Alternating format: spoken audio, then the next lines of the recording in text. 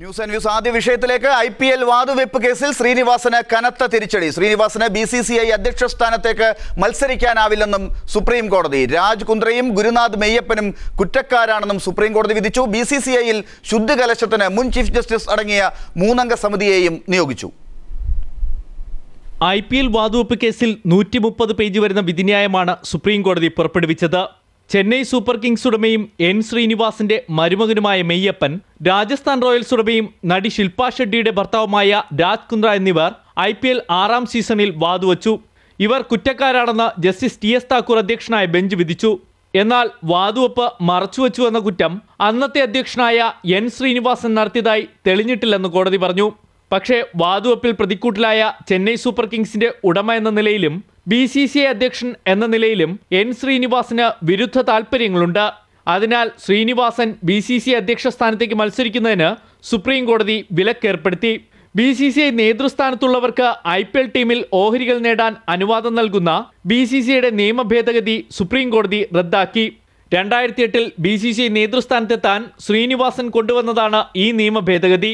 ഒത്തുകളിച്ച IPL ടീമുകളായ രാജസ്ഥാൻ റോയൽസിന്റെയും Chennai super കിങ്സിന്റെയും ലൈസൻസ് റദ്ദാക്കുന്നതിനെക്കുറിച്ച് തീരുമാനമെടുക്കാൻ 3-അംഗ പാനലിനെ നിയോഗിച്ചു. സുപ്രീം കോടതി മുൻ ചീഫ് ജസ്റ്റിസ് RM ലോധയാണ് അധ്യക്ഷൻ. 6 മാസത്തിനകം സമിതി തീരുമാനമെടുക്കണം. 6 ആഴ്ചയ്ക്കുള്ളിൽ BCCIക്ക് പുതിയ തെരഞ്ഞെടുപ്പ് നടത്താനും സുപ്രീം കോടതി അനുമതി നൽകി. BCCI ഒരു സ്വകാര്യ സംവിധാനമല്ല, പൊതു സംവിധാനമാണ്. എന്നാൽ BCCIയുടെ ഏകാധിപത്യം നിയന്ത്രിക്കുന്നതിൽ കേന്ദ്ര സർക്കാരുകൾക്ക് വീഴ്ച പറ്റിയെന്നും സുപ്രീം കോടതി കുറ്റപ്പെടുത്തി. പുതിയ തെരഞ്ഞെടുപ്പ് നടത്തി BCCI അധ്യക്ഷ സ്ഥാനത്തേക്ക് വേഗത്തിൽ തിരിച്ചെത്താമെന്ന ശ്രീനിവാസന്റെ മോഹങ്ങൾക്കാണ് സുപ്രീം കോടതി വിധി തിരിച്ചടിയാകുന്നത്. IPL ടീമിന്റെ സ്ഥാനമൊഴിഞ്ഞ് വിരുദ്ധ താൽപര്യങ്ങളില്ലെന്ന് തെളിയിച്ചാൽ മാത്രമേ ക്രിക്കറ്റ് ഭരണരംഗത്തേക്ക് ഇനി ശ്രീനിവാസന് പ്രവേശനമുള്ളൂ. ദില്ലിയിൽ നിന്നും സന്തോഷ് സർലിംഗ്. ചർച്ചയിൽ പങ്കെടുക്കുന്നത് ശ്രീ ദേവദാസ്, ഒപ്പം തന്നെ BCCI മാച്ച് റഫറിയും മുൻ രഞ്ജി താരവുമായ ശ്രീ രംഗനാഥൻ എന്നിവർ. ഏറ്റവും ആദ്യം ശ്രീ ദേവദാസിലേക്ക്. ശ്രീ ദേവദാസ്, ഇപ്പോൾ ഇതാണ് BCCIയുടെ ഏറ്റവും ഒടുവിലത്തെ അവസ്ഥ. ഈ BCCI ആണ് ഇനി ഇപ്പോഴുള്ള ക്രിക്കറ്റ് അടുത്ത 3 മാസത്തിനകം ഈ ശ്രീനിവാസൻ ഉൾപ്പെടെയുള്ളവർക്കുള്ള ശിക്ഷാ നടപടികൾ തീരുമാനിച്ചു വരുന്നത് വരെയെങ്കിലും കാര്യങ്ങൾ നിർവഹിക്കേണ്ടത്, ഒപ്പം IPL-ലുമായി തന്നെ മുന്നോട്ട് പോകേണ്ടത്. എന്താണ് ഇനി IPL-ന് എന്ത് പ്രസക്തി? ഒരു പ്രസക്തിയില്ല. എന്താ പറയുക, ഇപ്പം ഇതുവരെ വണ്ടി ചോസ് കൺട്രോളിങ് ക്രിക്കറ്റ് ഇൻ ഇന്ത്യനും ഇതുവരെയെന്ന് തെളിഞ്ഞു ഈ സുപ്രീം കോടതി വേർഡിക്റ്റോടെ. എന്താ പറയുക, കോൺഫ്ലിക്റ്റ് ഓഫ് ഇൻട്രസ്റ്റ് 6.2.4 അതാണ് കോൺഫ്ലിക്റ്റ് ഓഫ് ഇൻട്രസ്റ്റ്. ഒരേ ഉടമ തന്നെ, ഒരേ BCCI പ്രസിഡന്റ് IPL-ന്റെ ഓണറുമായി, എന്നിട്ട് അതിൻ്റെ മാച്ചിൻ്റെ ഉള്ളിൽ മോളെ ഭർത്താവ്, ഫുൾ കൺട്രോൾ ഉള്ള മോളെ ഭർത്താവ് ഡയറക്റ്റ് ബെറ്റിംഗ് എന്ന് പറയുമ്പോൾ BCCIൻ്റെ മുമ്പിൽ 11.3C ക്ലോസ് ആയിരുന്നു. അപ്പം തന്നെ സസ്പെൻഡ് ചെയ്ത ഈ BCCIക്ക് ഈ തലക്കടിയേക്കില്ലായിരുന്നു രാജസ്ഥാൻ റോയൽസും. പക്ഷേ ശ്രീശാന്തിനെ മാത്രം ഒതുക്കി നിർത്തിക്കൊണ്ട് ബാക്കി ടീമിനെ രക്ഷിക്കാൻ വേണ്ടിയിട്ടുള്ള കളിയും, ആ കളിയിൽ മൗന അനുവാദത്തോടെ നിന്ന ഒരു പ്രസിഡന്റ്. പിന്നെ ഒന്ന് പറയും, ഇപ്പം പറയും ശ്രീനിവാസൻ ഇല്ല എന്നൊന്നുമല്ല. ശ്രീനിവാസൻ മാത്രമല്ല, ശ്രീനിവാസന് വോട്ട് ചെയ്ത് 30 ആളുണ്ട്. 30+1 31 വോട്ട് ചെയ്ത ആളുണ്ട്. അത് ഇൻക്ലൂഡിങ് അവർ KCA. അവർക്കെല്ലാം ഈ അപ്പക്കഷ്ണം ഇട്ട് കൊടുത്തിന്. ഏത് എല്ലും കഷ്ണം, ഈ എല്ലും കഷ്ണം തിന്നുകൊണ്ട് ഒറ്റയൊന്നിനും ഒച്ചയില്ല. അതാണ് നിങ്ങൾ കാണുന്ന. എക്സ്പേർട്സിന് ഒച്ചയില്ല, സുനിൽ ഗവാസ്കറിന് ഒച്ചയില്ല, സച്ചിൻ തെണ്ടുൽക്കർക്ക് ഒച്ചയില്ല. ബുക്കിൽ പോലും ഒരു റെഫറൻസ് ഇല്ല. ഫിക്സിങ് 14 കൊല്ലായി ടീമിൽ. എന്നിട്ട് സച്ചിൻ തെണ്ടുൽക്കർ ഇപ്പോൾ നാഷണൽ ഗെയിംസ് അതും അഴിമതിയിൽ പോകുമ്പോൾ ഒച്ചയുണ്ടാവില്ല. ഇങ്ങനെ എല്ലാവരെയും തീറ്റിപ്പോറ്റി നല്ല ഭക്ഷണം കൊടുത്ത് കുരക്കാൻ പോലും ആക്കാത്ത വിധമാക്കി തീർത്ത ശ്രീനിവാസൻ ഇന്ന് കോടതി ദൈവത്തിന്റെ ഒരു ബില്യൺസ് ഓഫ് ഫാൻസിന് വേണ്ടി തിരിച്ചെത്താം. ശ്രീ ദേവദാസ്, അങ്ങ് പറയുന്നതിൽ പ്രസക്തമുള്ള ആ ഭാഗത്തിലേക്ക് നമുക്ക് പെട്ടെന്ന് ചർച്ച ഒന്ന് കൊണ്ടുപോകേണ്ടതുണ്ട്. ശ്രീ രംഗനാഥൻ കൂടി ചേർന്നിരിക്കുന്നു. ശ്രീ രംഗനാഥൻ, IPL-ന്റെ പ്രസക്തിയാണ് പെട്ടെന്ന് ചോദ്യത്തിലേക്ക് വരുന്നത്. BCCI ഇത്രയും കാലം ചെയ്തുകൊണ്ടിരുന്നത് ഇതാണ്. BCCI-യിലേക്ക് വേണമെങ്കിൽ ചെന്നൈ സൂപ്പർ കിങ്സിന്റെ ഉടമസ്ഥാവകാശം വലിച്ചെറിഞ്ഞുകൊണ്ട് ശ്രീനിവാസന് തിരിച്ചെത്താമോ എന്ന് നിയമവിദഗ്ധർ കീറിമുറിച്ച് പരിശോധിച്ചുകൊണ്ടിരിക്കുന്നു. ഇപ്പോൾ ശ്രീ ദേവദാസ് പറഞ്ഞതുപോലെ IPL വല്ലാത്തൊരു മേഘാവൃതമായ അവസ്ഥയിലാണ്. വലിയ വിദഗ്ധരെ ഒന്നും കാണുന്നില്ല, ചർച്ചയ്ക്ക് ഒന്നും പറയുന്നില്ല. ഇനി IPL-ന് ജനങ്ങളെ, പ്രേക്ഷകരെ, കാണികളെ വഞ്ചിച്ചുകൊണ്ട് എങ്ങനെ മുന്നോട്ട് പോകാനാകും?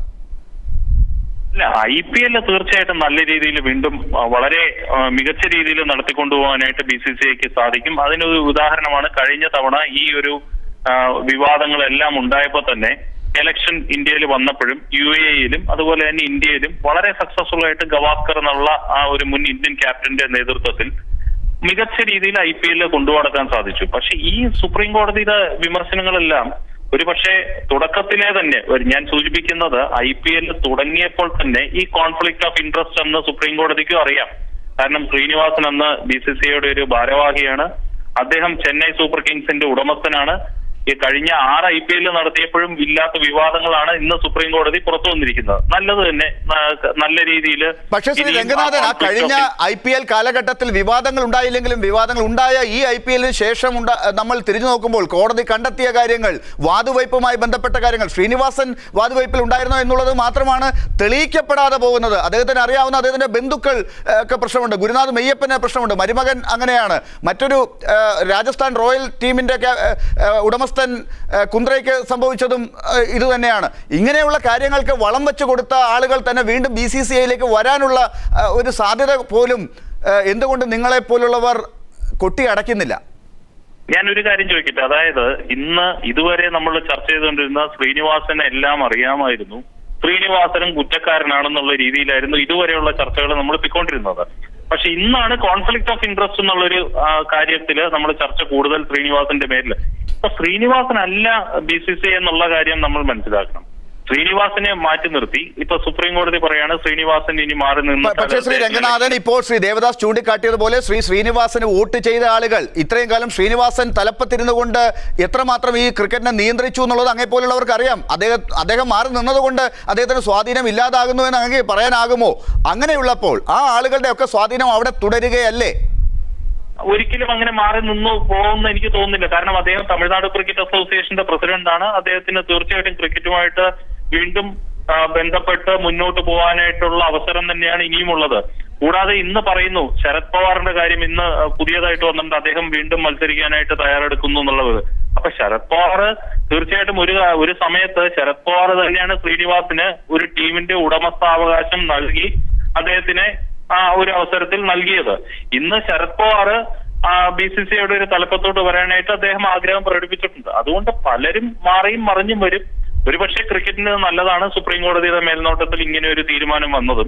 തിരിച്ചെത്താം ശ്രീ രംഗനാഥൻ. ശ്രീ ദേവദാസ്, BCCI-ൽ ശ്രീനിവാസൻ ഇനി എന്ത് എന്ന് ചോദിക്കാൻ വരട്ടെ.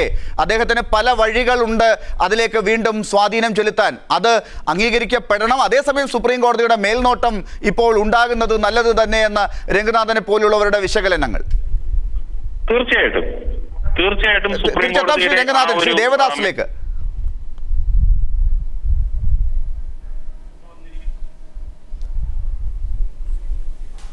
ഇത്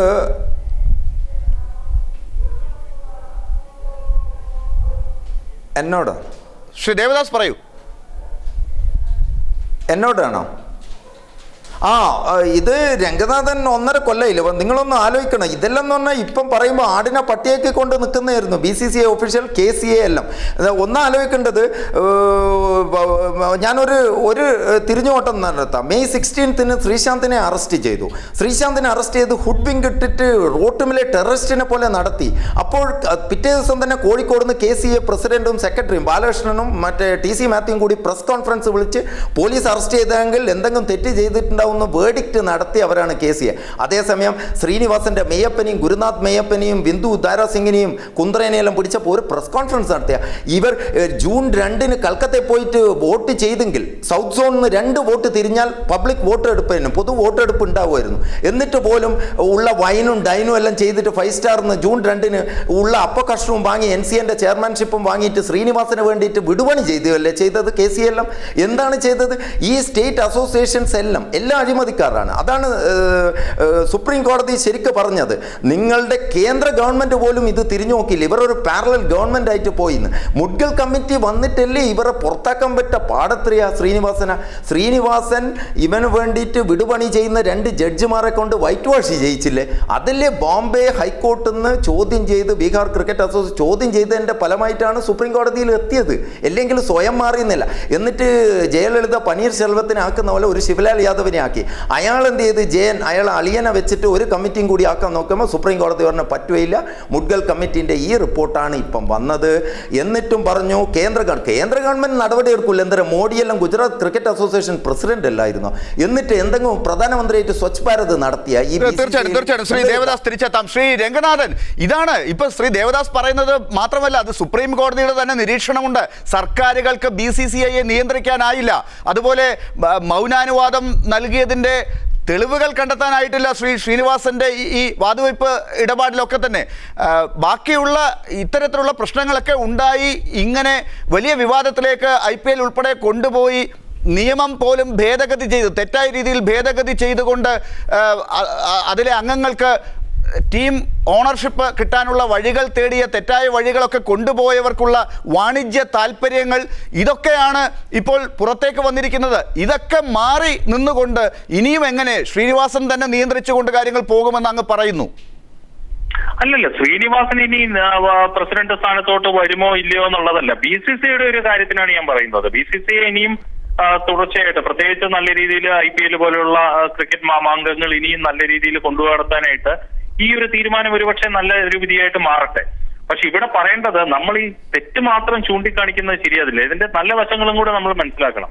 ഈ IPLിലൂടെ കമേഴ്ഷ്യൽ ഇൻട്രസ്റ്റ് ആണ്, അല്ലെങ്കിൽ ബിസിനസ് വെഞ്ചർ ആണ്, എല്ലാം ശരിയാണ്. അതിലൂടെ ക്രിക്കറ്റിന് വന്ന മാറ്റങ്ങൾ കൂടെ നമ്മൾ മനസ്സിലാക്കി കഴിഞ്ഞാൽ നന്നായിരിക്കും. ഒന്ന്. പിന്നെ രണ്ടാമത്, ശ്രീനിവാസനെ മാത്രം കേന്ദ്രീകരിച്ചൊരു ആരോപണം നമ്മൾ പറയുന്നതിൽ ശരിക്കും തോന്നുന്നു അദ്ദേഹം തെറ്റ് ചെയ്തിട്ടുണ്ടെങ്കിൽ തീർച്ചയായിട്ടും അത് ശിക്ഷിക്കപ്പെടണം. അദ്ദേഹം മാറി നിന്ന് പുതിയൊരു ഭാരവാഹി BCCIയിൽ വരികയും എല്ലാ കാര്യത്തിനും സുപ്രീം കോടതി ഇപ്പൊ ഗവൺമെന്റിന്റെ കാര്യം പറഞ്ഞു, ഗവൺമെന്റിന് ഏൽപ്പിച്ചു കഴിഞ്ഞാൽ ഗവൺമെന്റ് ഇത് നന്നായിട്ട് കൊണ്ടു നടക്കുന്നതാണോ ഒന്ന്. ഇവിടെ പല അനുഭവങ്ങളുണ്ട്. ഒരു ഗ്രൗണ്ട് കൂടെ നന്നായിട്ട് നടത്താൻ പറ്റാത്ത ഗവൺമെന്റുകളാണ് പല സംസ്ഥാനത്തും ഉള്ളത്. ആ രീതിയിൽ നോക്കുമ്പോൾ ഇൻഫ്രാസ്ട്രക്ചറിന്റെ കാര്യത്തിൽ ഗവൺമെന്റിലും കൂടുതൽ മികച്ച രീതിയിൽ BCCIക്ക് ചെയ്യാൻ അതിനേക്കാൾ ഉപരിയായി ശ്രീ രംഗനാഥൻ, ക്രിക്കറ്റ് എന്ന വലിയൊരു ഗെയിമിന്റെ താല്പര്യമുണ്ട്. ആ ക്രിക്കറ്റിനെ വിശ്വസിച്ച് അതിന്റെ മുന്നിൽ ഇരിക്കുന്ന കാണികളുണ്ട്. അതൊരു ടെലിവിഷൻ ഷോ പോലെ ആക്കി മാറ്റിയപ്പോൾ പോലും അതിന്റെ നിയമങ്ങൾ വിശ്വസിച്ച് അതിലെ കഴിവുകൾ, താരങ്ങൾ ആ പന്തിനോടും ബാറ്റിനോടും കാണിക്കുന്ന കൂറ്, നിയമങ്ങളോട് കാണിക്കുന്ന പ്രതിപത്തി, ഇതെല്ലാം മനസ്സിലാക്കിക്കൊണ്ട് പ്രേക്ഷകർ, കാണികൾ അതിനെ ആസ്വദിച്ചു പോന്നു. അതിനെയെല്ലാം ഒരുപക്ഷെ തെറ്റിദ്ധരിപ്പിക്കാനോ ദുരുപയോഗം ചെയ്യാനോ ഒക്കെ ശ്രമിച്ചതിന്റെ തെളിവുകളാണ് പുറത്തേക്ക് വന്നിരിക്കുന്നത്. ആ വഞ്ചനയാണ് ഇപ്പോൾ വിശദീകരിക്കേണ്ടത്. ഇവിടെ ഞാൻ ചോദിക്കട്ടെ, ഇവിടെ ശ്രീനിവാസന്റെ പേരിൽ എന്താണ് ഒരു വഞ്ചന വന്നിരിക്കുന്നത്? കോൺഫ്ലിക്ട് ഓഫ് ഇൻട്രസ്റ്റ് എന്ന് മാത്രമാണ് ഒരു തെറ്റ് സുപ്രീം കോടതി പറഞ്ഞിരിക്കുന്നത്. എന്താണ് കോൺഫ്ലിക്ട് ഓഫ് ഇൻട്രസ്റ്റ്? അദ്ദേഹം ഒരു സ്ഥാനത്തിരുന്നോണ്ട് BCCIയുടെ ഒരു ഭാരവാഹി എന്നുള്ള രീതിയിൽ ഒരു ടീമിന്റെ ഉടമസ്ഥനായി. ഇതിപ്പോ IPL തുടങ്ങിയ തൊട്ട് അദ്ദേഹം ഉടമസ്ഥനാണ്. അതിപ്പോ സുപ്രീം കോടതിക്ക് ആദ്യമായിട്ട് പരാമർശിക്കേണ്ട കാര്യമില്ല. ഇപ്പോ ഇത് നേരത്തെ 6 വർഷമായിട്ട് നടക്കുന്ന ഒരു കാര്യമാണ്. പിന്നെ BCCIയിലെ നിയമങ്ങൾക്ക് ഭേദഗതി ചെയ്തുകൊണ്ടാണ് അതിലേക്ക് വന്നത്. അത് ആദ്യത്തെ നിയമമായിരുന്നുവെങ്കിൽ അത് തെറ്റാണെന്ന് തിരിച്ചതുകൊണ്ടാണ് അതിനകത്ത് നിയമ ഭേദഗതി വരുത്തിയത്. അത് ഇന്ത്യൻ നിയമവ്യവസ്ഥിതിക്ക് അകത്ത് നിൽക്കാത്തതായതുകൊണ്ടാണ് ഇപ്പോൾ സുപ്രീം കോടതി അതിനെ സർക്കാരുകളെ വിമർശിച്ചതും ഇത് നേരായ രീതിയിൽ പോകണമെന്നും പറഞ്ഞത്. തിരിച്ചെത്താം ശ്രീ രംഗനാഥൻ. ശ്രീ ദേവദാസ്, ഇപ്പോൾ സുപ്രീം കോടതിയുടെ വിധി അനുസരിച്ച് 6 ആഴ്ചക്കകത്ത് BCCIയുടെ പുതിയ തെരഞ്ഞെടുപ്പ് നടക്കണം.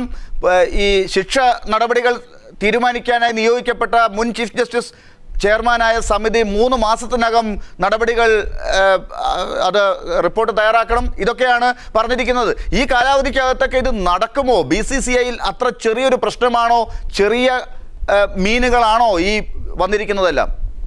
ഇല്ല, ഇതൊന്നും നടക്കൂല. എന്താ പറയാ, ഇത് BCCI എന്ന് പറഞ്ഞാൽ ഒന്നും നടക്കൂല. എന്താ പറയുക, ഇത് BCCI എന്ന് പറഞ്ഞാൽ ഒരു ഭയങ്കര ഒരു ദാവൂദിന്റെ വേറൊരു ബോഡിയത്. അത് കണ്ടില്ലേ, 1.5 കൊല്ലം നീട്ടി വെച്ചില്ലേ. അല്ലെങ്കിൽ എന്തെന്നാ, ഒന്നും വേണ്ട. മെയ് 21 രാജ് കുന്ദ്ര പോലീസ് സ്റ്റേഷനിൽ പോയി പറഞ്ഞു ഞാൻ ഫിക്സ് ചെയ്ത്. അപ്പം തന്നെ board of control four cricket in India എന്ന് പറഞ്ഞാൽ കൺട്രോൾ ചെയ്യാനാണ്. അതാണ് 62.4 എന്ന് പറയുന്നത്. Conflict of interest. നിങ്ങൾക്ക് ഒന്നും നടത്താൻ പാടില്ല, നിങ്ങൾ കൺട്രോൾ ചെയ്യാൻ ഒരു ബോഡിയാണ് നിങ്ങൾ. അത് രംഗനാഥൻ അറിയാനിട്ടില്ല, ഡെമൻഷ്യ വരും ഈ ഇവർക്ക് ഈ പൈസ കാണുമ്പോൾ മാത്രമേ ഡെമൻഷ്യ പോവുള്ളൂ. അതുകൊണ്ടാണ് ഈ KC Mathew, TC Mathew, Jayesh George ഒന്നും പുറത്തു വരാത്തത്, മാളത്തിൽ ഒളിക്കുന്നത്, ഇന്നും എവിടെയും വരാത്തത്. എന്താ കാര്യം എന്ന് പറഞ്ഞാൽ ഈ BCCI ഓട്ടോണോമസ് ബോഡി എന്ന് പറഞ്ഞിട്ട് കളിക്കും. എന്നാൽ പിന്നെ 17 ഇവർ 11.3C ക്ലോസ് അത് എഴുതി വെച്ച് IPL ഗവേണിംഗ് കൗൺസിൽ ആ ബുക്ക് എടുത്തിട്ട് രംഗനാഥനൊന്ന് കാണിച്ചു കൊടുക്കും ലാലിന്.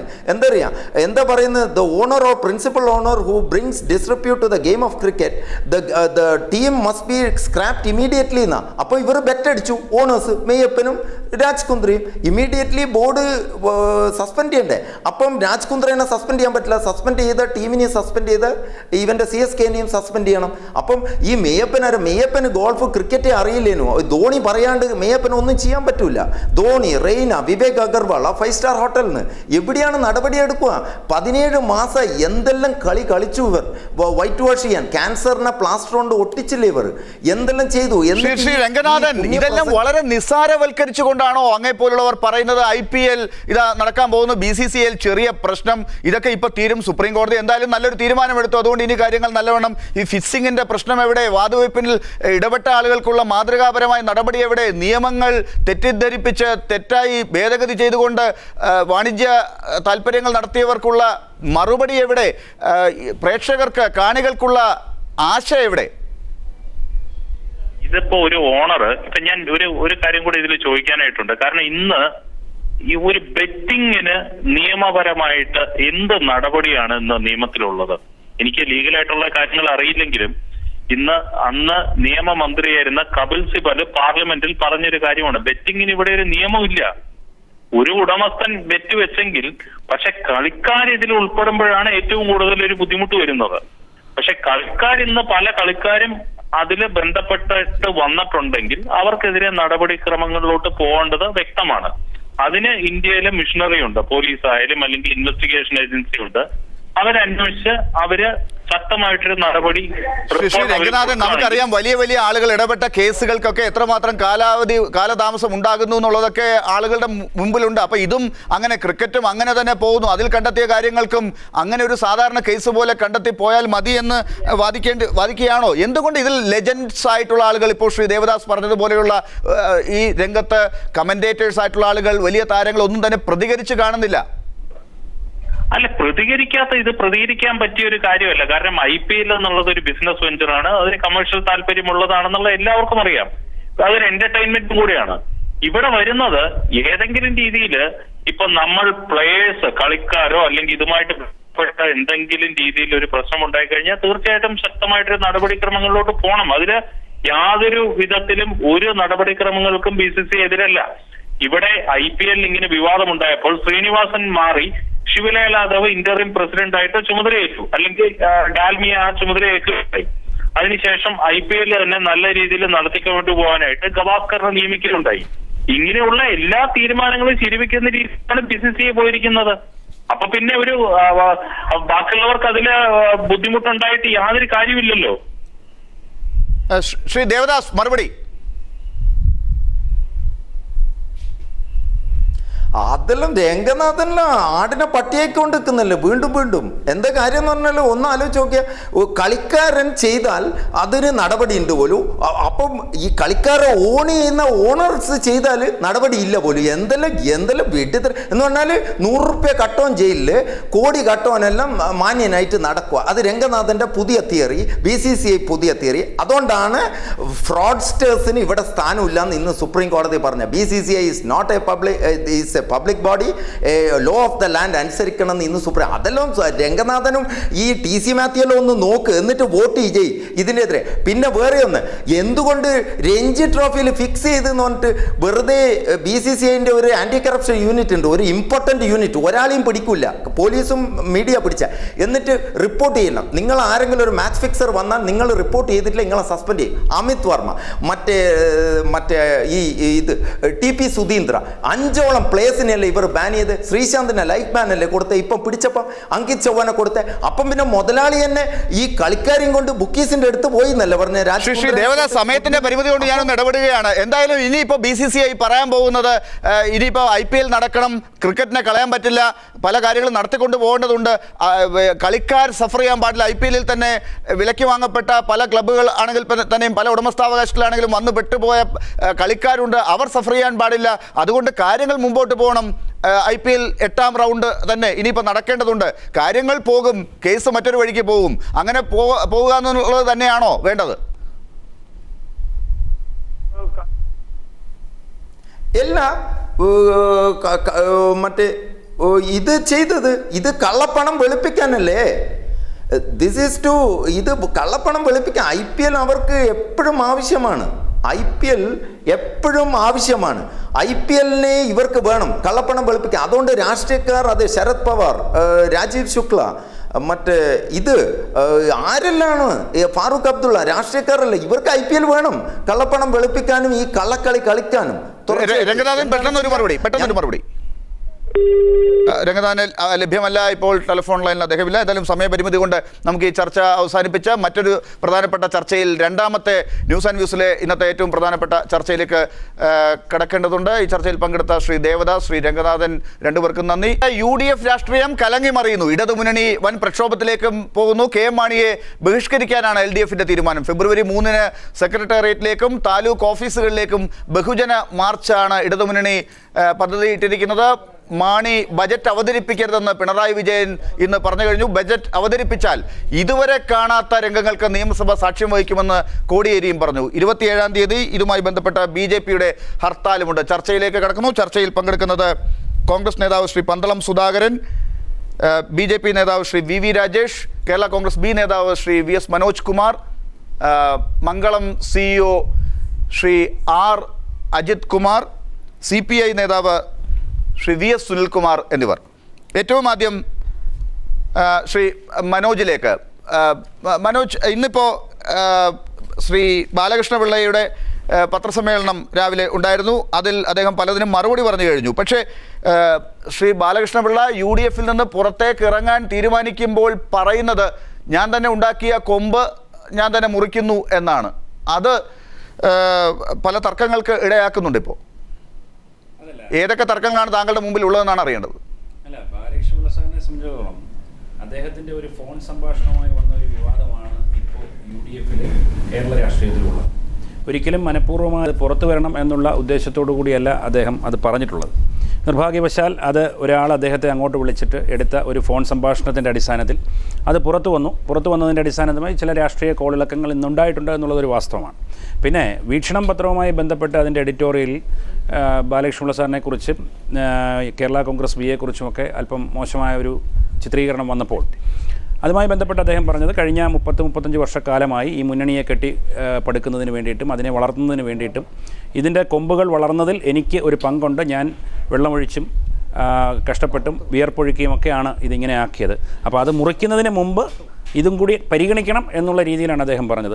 പിന്നെ UDFൽ നിന്ന് ഞങ്ങൾ പുറത്തു പോകും. പക്ഷെ അങ്ങനെ പറയുമ്പോൾ അത് മുറിക്കരുതെന്ന് ഒരു ഉദ്ദേശം അതിനകത്തുണ്ട്.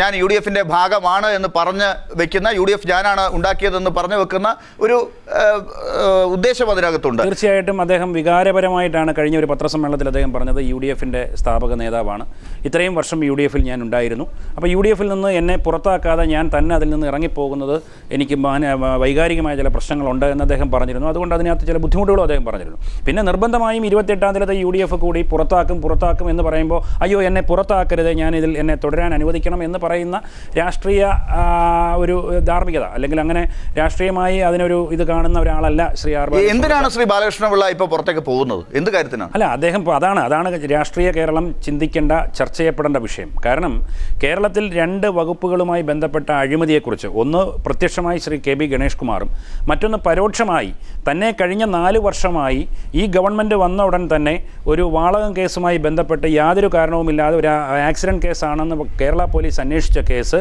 CBIക്ക് വിട്ടുകൊണ്ട് കഴിഞ്ഞ 4 വർഷമായി ആർ ബാലകൃഷ്ണപിള്ളയെയും അതുമായി ബന്ധപ്പെട്ട ഞാൻ ഉൾപ്പെടെയുള്ള സാധാരണക്കാരായ പ്രവർത്തകരെ പോലും CBI പീഡിപ്പിക്കുന്ന ഒരു കാഴ്ചയാണ് കണ്ടത്.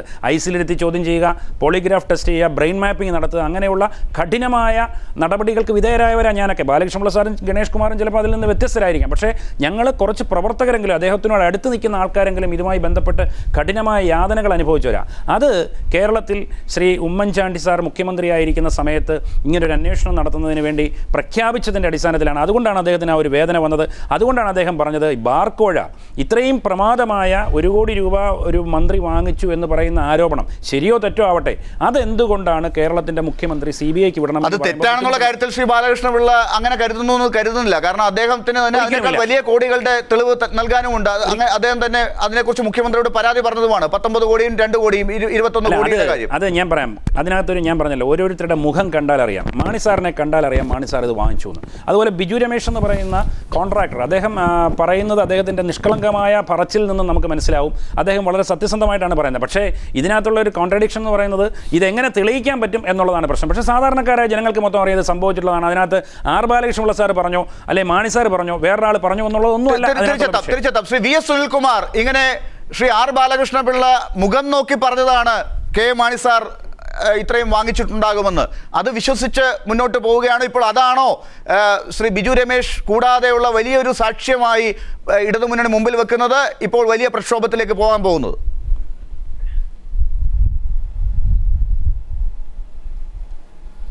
അല്ല, ആർ ബാലകൃഷ്ണപിള്ള പറഞ്ഞിരിക്കുന്നത് ബിജു രമേശ് പറഞ്ഞതിന് പുറമേയുള്ള കാര്യങ്ങളാണ്. ബിജു രമേശ് പറഞ്ഞ കാര്യങ്ങൾക്ക് പുറമെ അരിക്കച്ചവടക്കാരിൽ 2 കോടി രൂപ വാങ്ങി, സ്വർണ്ണ കച്ചവടമല്ല, പിന്നെ അതുപോലെ തന്നെ വേറെ സ്വർണ്ണ കച്ചവടക്കാരന് കാശ് വാങ്ങി, പിന്നെ വേറെ ഒരു നെല്ല്, പിന്നെ വേറെ ഏതൊരു ആളുകളുടെ നിന്ന് അങ്ങനെ ഒരു വേറെ 2 ആരോപണം എൻ്റെ അടുത്ത് അദ്ദേഹം പറഞ്ഞൊരു വാക്ക് തന്നെ നിങ്ങൾ ശ്രദ്ധിക്കേണ്ടത് എന്താണെന്ന് ചോദിച്ചാൽ, ഈ അരിക്കച്ചവടക്കാരായിട്ടുള്ള ആളുകൾ അവിടെ പോയി വന്നതിന് ശേഷം ആളെ വീട്ടിൽ കയറിയിട്ടാണ് പോയത്. അപ്പൊ സാക്ഷിയാണ് ആർ ബാലകൃഷ്ണപിള്ള.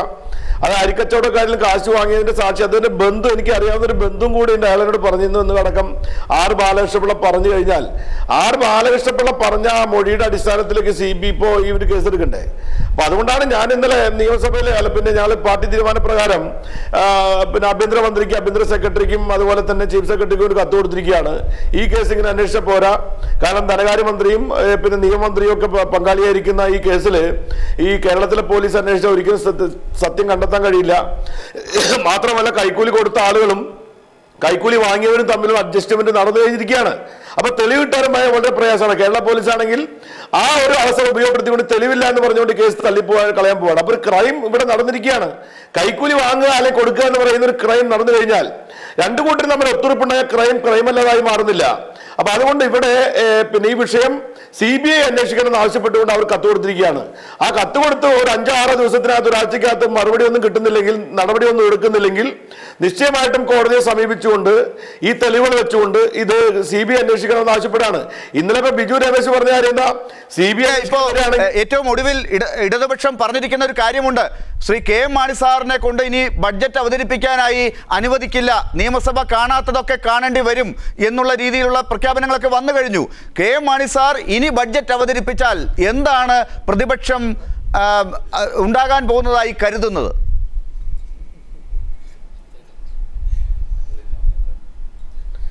അല്ല, KM മാണിക്ക് ബഡ്ജറ്റ് അവതരിപ്പിക്കാൻ പറ്റില്ല, ഒരു സംശയക്കാലത്ത് വേണ്ട. KM മാണിയെ കൊണ്ട് ബഡ്ജറ്റ് അവതരിപ്പിക്കൂല. KM മാണി മാത്രമേ നിയമസഭയ്ക്ക് അകത്ത് മാത്രമല്ല പുറത്തും വലിയ സമരം ഉണ്ടാവും. KM മാണി ഇനി മന്ത്രി എന്ന നിലയിൽ ഈ കേരളത്തിലെ ഒരു പൊതുപരിപാടിയിലും ഞങ്ങളുടെ പ്രതിഷേധമില്ലാതെ അദ്ദേഹത്തിന് പങ്കെടുക്കാൻ കഴിയില്ല. ഇവർക്ക് പോലീസിനെ ലാത്തി ചാർജ് ചെയ്യുകയോ അറസ്റ്റ് ചെയ്യുകയോ ചെയ്യാം ഞങ്ങളെ. പക്ഷെ ഒരു കാര്യം ഉറപ്പാണ്, KM മാണി ഇനി ഒരു പരിപാടിയിലും ഇടതുപക്ഷ ജനാധിപത്യ മുന്നണി എന്നല്ല ആ പരിപാടിയിൽ പങ്കെടുക്കുമ്പോൾ ഒക്കെ തന്നെ അവിടെയാണ് പ്രതിഷേധം ഉണ്ടാവും. പിന്നെ ഇവർ പറയുന്ന കാര്യം എന്ന് വെച്ചാൽ മുഖ്യമന്ത്രി ഉമ്മൻചാണ്ടി രാജിവെക്കുമ്പോൾ സമരം നടത്തി നിങ്ങൾ പരാജയപ്പെട്ടില്ലേ എന്നൊക്കെ ചോദിക്കുന്നുണ്ടായിരിക്കാം. ആ ചോദ്യങ്ങളൊക്കെ അവിടെ നിൽക്കട്ടെ, അതൊക്കെ സത്യമായിരിക്കാം. പക്ഷേ ഇനി ഈ വിഷയത്തിൽ ഇത്രയും ഗുരുതരമായ ഒരു ആരോപണം നമ്മുടെ നാട്ടിലുണ്ടായിരിക്കില്ലേ? ഞാൻ ചോദിക്കട്ടില്ല, ഞാൻ ഈ കേരളത്തിലെ ചരിത്രത്തിൽ ഇന്ന് വരെ ഇങ്ങനൊരു സംഭവം ഉണ്ടായിട്ടുണ്ടോ? ഒരു മന്ത്രിയെ പറ്റി ബാർ ഉടമസ്ഥന്മാർ മാത്രമല്ല, ആ മന്ത്രിസഭയിലെ പിന്തുണ കൊടുക്കുന്ന UDF-ന്റെ ഒരു പ്രമുഖനായ നേതാവ് തന്നെ പറഞ്ഞെന്താ, സപ്പോർട്ട് ചെയ്തില്ലേ? അദ്ദേഹത്തിന്റെ വൈസ് പ്രസിഡന്റ് ഇപ്പൊ PC ജോർജ് സപ്പോർട്ട് ചെയ്തില്ലേ? അദ്ദേഹം തന്നെ പറഞ്ഞു ഇവിടെ 10-20 കോടി രൂപയുടെ ഇടപാട് നടന്നിരിക്കുന്നുവെന്ന്. അപ്പൊ ഇവരുടെ എല്ലാ രീതിയിൽ നോക്കാനും മാണി മാത്രമല്ല, മാണിയിലെ തിരിച്ചെത്താം ശ്രീ സുനിൽകുമാർ. ശ്രീ പന്തളം സുധാകരൻ കൂടി ചേർന്നിരിക്കുന്നു. ശ്രീ പന്തളം സുധാകരൻ, നമ്മളിപ്പോ ഏറ്റവും ആദ്യം ചർച്ച ചെയ്യാനായി എടുത്ത ഒരു വിഷയം ശ്രീ ബാലകൃഷ്ണപിള്ള സാർ UDF-ൽ നിന്ന് പുറത്തേക്ക് എന്തിന് പോകണം എന്നുള്ളതായിരുന്നു. പക്ഷെ അതിനു മുമ്പ് ഇപ്പൊ ചർച്ച കെ മാണി സാർ ബഡ്ജറ്റ് അവതരിപ്പിക്കുന്ന പ്രശ്നത്തിലേക്ക് എത്തിക്കഴിഞ്ഞു. പിള്ള സാറിലേക്ക് നമുക്ക് രണ്ടാമത് വരാം. ശ്രീ പന്തളം സുധാകരൻ, ഇടതുപക്ഷം നിയമസഭയിൽ കാണാൻ പോകുന്നു. അവർ വലിയ പ്രക്ഷോഭം അതിനു മുമ്പ് തന്നെ ഇപ്പോൾ അനൗൺസ് ചെയ്ത് കഴിഞ്ഞിരിക്കുന്നു. BJP-യുടെ ഹർത്താൽ 27-നാണ്. ഈ രീതിയിൽ വലിയ മാറ്റങ്ങൾ, മുൻപ് പറഞ്ഞതുപോലെയുള്ള കാര്യങ്ങളൊന്നും അല്ല, വലിയ പ്രക്ഷോഭത്തിലേക്ക് ഇപ്പോൾ പ്രതിപക്ഷ പാർട്ടികളൊക്കെ ഇറങ്ങിക്കഴിഞ്ഞു. ബഡ്ജറ്റ് അവതരിപ്പിക്കുന്ന ആൾ കുറച്ച് വിശ്വസനീയൻ ആകണ്ടേ? ആളുകളുടെ ഇടയിൽ സംശയത്തിൻ്റെ കളങ്കം ഉള്ള ആൾക്ക് അങ്ങനെ അവതരിപ്പിക്കുന്നത് കൊണ്ട് എന്ത് ഗുണം? ബഡ്ജറ്റ് അവതരിപ്പിക്കേണ്ട ആൾ വിശ്വസ്തനായതുകൊണ്ടാണല്ലോ ഇന്ത്യയിൽ ഏറ്റവും കൂടുതൽ ബജറ്റുകൾ അവതരിപ്പിച്ച ധനകാര്യമന്ത്രി എന്നുള്ള ഖ്യാതി ശ്രീ മാണി സാറിനുള്ളത്. എന്തായാലും ഈ വരുന്ന മാർച്ച് മാസത്തിൽ അല്ലെങ്കിൽ ബജറ്റ് സമ്മേളനത്തിൽ ശ്രീ ധനകാര്യമന്ത്രി ബജറ്റ് അവതരിപ്പിക്കും. ധനകാര്യമന്ത്രിമാരുടെ അവകാശമാണ്. പിന്നെ ബഹുമാനപ്പെട്ട ശ്രീ കോടിയേരി ബാലകൃഷ്ണൻ ഇന്ന് പ്രസംഗിച്ചതുപോലെ ഒരു തരത്തിലുള്ള ഭീഷണിയും ആവശ്യമില്ല, ഭീഷണി വില പോകുകയില്ല. കേരളത്തിൻ്റെ ധനകാര്യമന്ത്രി ബജറ്റ് അവതരിപ്പിക്കും. ആ ബജറ്റ് തീർച്ചയായും കേരളത്തിലെ ജനങ്ങളുടെ നന്മയ്ക്കും.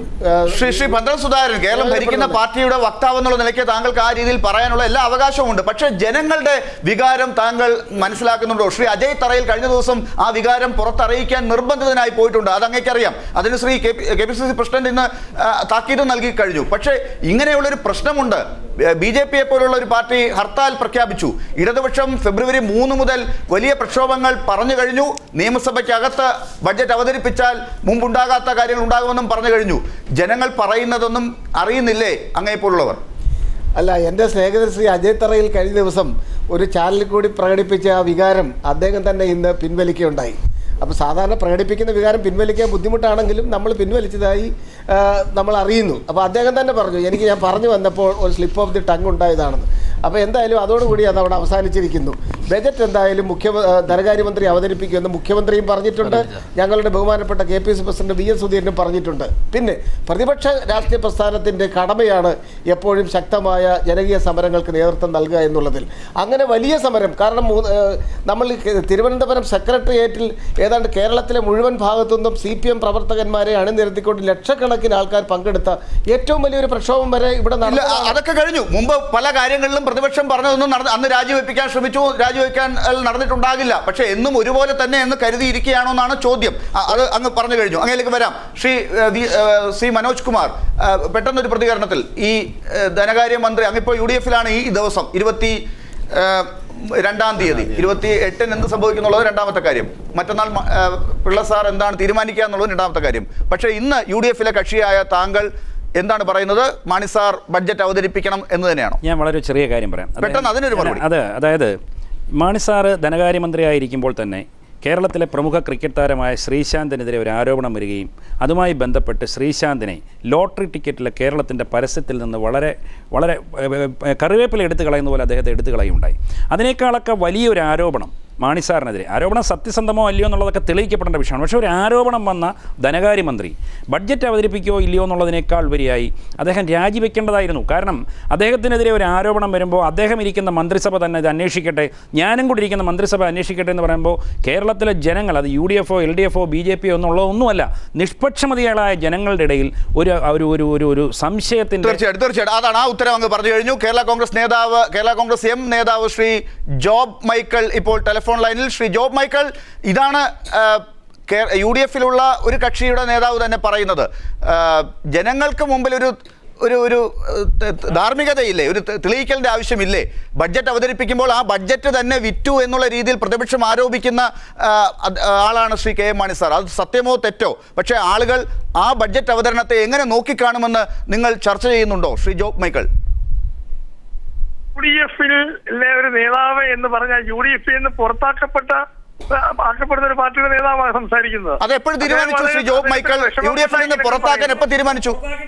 ഞാൻ പുറത്താക്കാൻ വേണ്ടി ഞാൻ വേറൊന്നുകൂടെ പറയാം. ശ്രീ ജോബ് മൈക്കിൾ ഒന്ന് അങ്ങയിലേക്ക് തിരിച്ചെത്താം. ശ്രീ പന്തളം സുധാകരൻ, കോൺഗ്രസ് വക്താവ്, പറയട്ടെ. ശ്രീ ആർ ബാലകൃഷ്ണപിള്ളയെ UDF-ൽ നിന്ന് പുറത്താക്കാൻ തീരുമാനിച്ചിരിക്കുന്നു എന്നാണ് ശ്രീ ജോബ് മൈക്കിൾ പറയുന്നത്. UDF-ൽ നിന്നും ഈ നിമിഷം വരെ ആരെയും പുറത്താക്കാൻ തീരുമാനിച്ചിട്ടില്ല.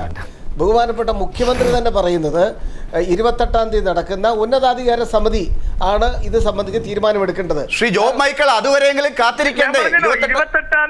28-ാം തീയതി വരെ കാത്തിരിക്കാണെന്നാണല്ലോ ഉമ്മൻചാണ്ടി സാർ പറഞ്ഞത്. അതായത് അന്ന് വൈകുന്നേരം കാത്തിരിക്കട്ടെ, അന്ന് പുറത്താക്കും നിങ്ങൾ പ്രതീക്ഷിക്കുന്നു? അല്ല, പ്രതീക്ഷയല്ല, അതിൻ്റെതായ ശിക്ഷ അതിനകത്തുണ്ടാവും. അത് ഉണ്ടായില്ലെങ്കിൽ കേരള കോൺഗ്രസ് മാണി ഗ്രൂപ്പ് മുന്നണിയിൽ ഉണ്ടാകില്ല. ഞങ്ങൾ മുന്നണി ഉണ്ടാകുന്നുള്ള കാര്യമല്ല പ്രശ്നം. ഇവിടെ ആരാണ്, ഇവിടെ എന്തൊക്കെയാണ് പറയുന്നത് എന്നതിനെ ആശ്രയിച്ച ഏതെങ്കിലും ഒരു മദ്യ വ്യാപാരി, ഒരു മദ്യ മുതലാളി കേരളത്തിന്റെ ഏറ്റവും ബഹുമാന്യ ഒരു നേതാവിനെതിരെ എന്തെങ്കിലുമൊക്കെ എവിടെങ്കിലും വെച്ച് പറഞ്ഞാൽ അതൊന്നും അല്ല ശ്രീ ജോബ് മൈക്കിൾ.